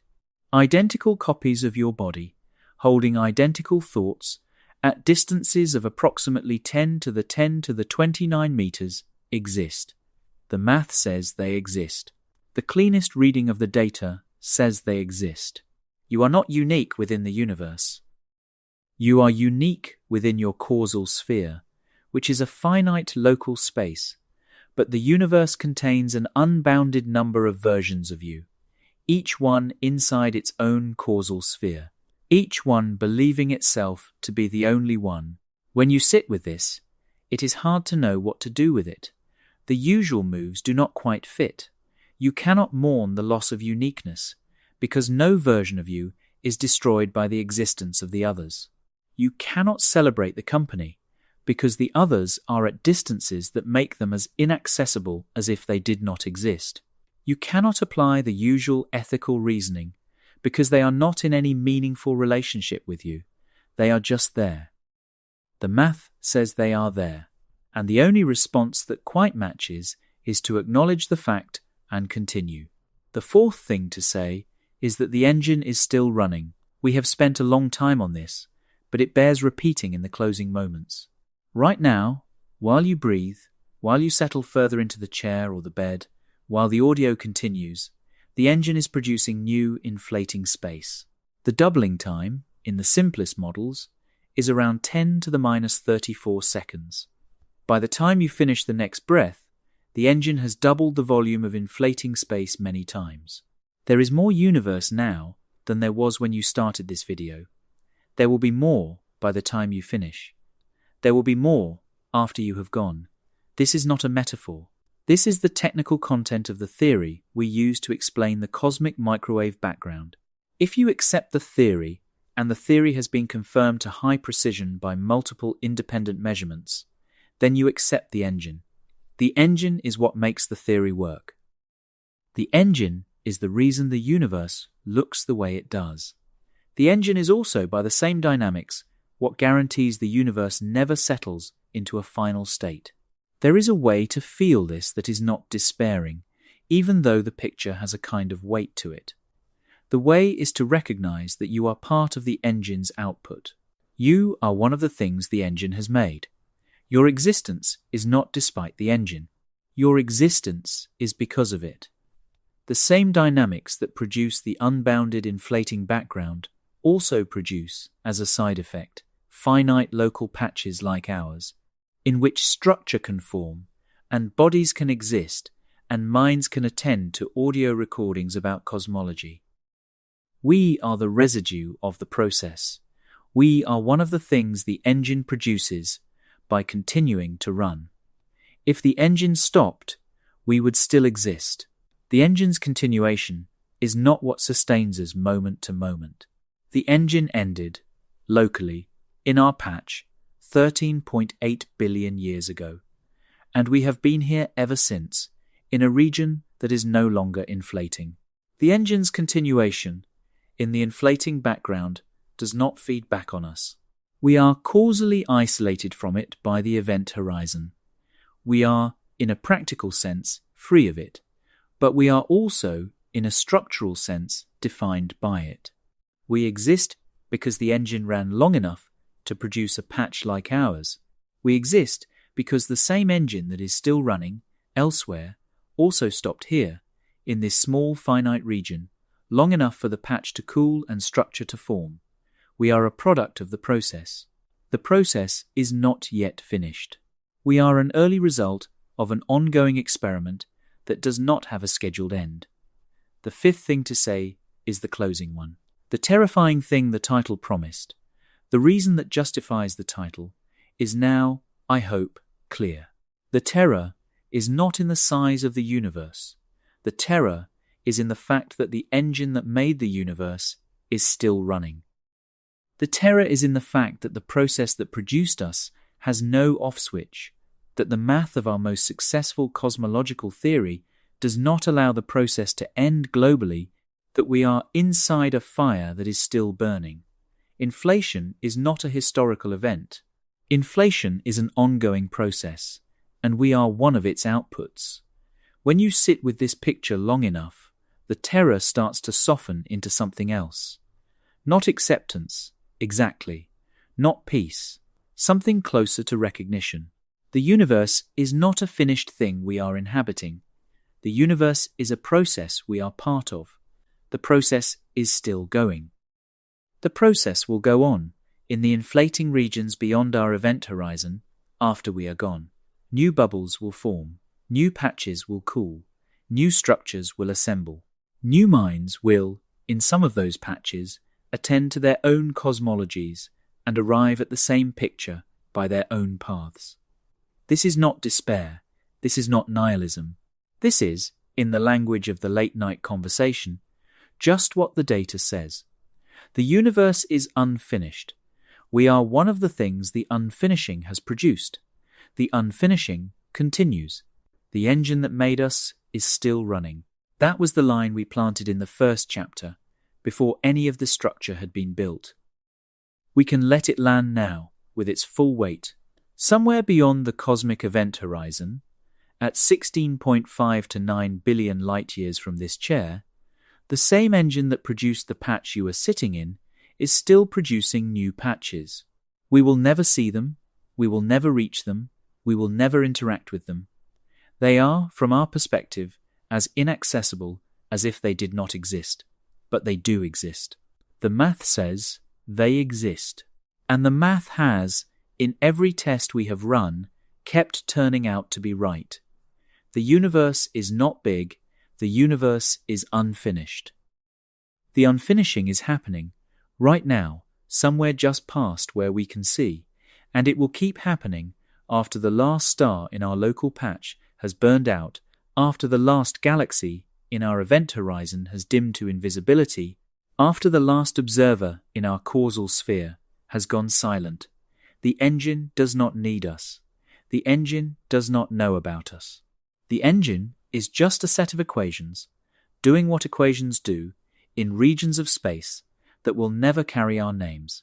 And yet, here we are, one small local result of the process, sitting in the chair, in the bedroom, in the patch, in the bubble, attending to a story about the engine, on a planet that exists because the engine ended here long enough for us to assemble. We are, in this moment, one of the things the engine has made. The math kept producing us, too. Settle into the silence after this thought, if you can. There is no neat closing. There is no tidy moral. There is only the picture, with its strange asymmetry, finite past, unbounded future, finite local present, infinite continuing process. There is only the engine, still running, somewhere just past where we can see. There is only this moment, and the chair, and the breath, and the slow recognition that the universe is not a place, but a process. And we are not its center, and we are not its purpose, and we are not its only result. We are simply here. The engine that made us is still running, and we are one of the things it has made.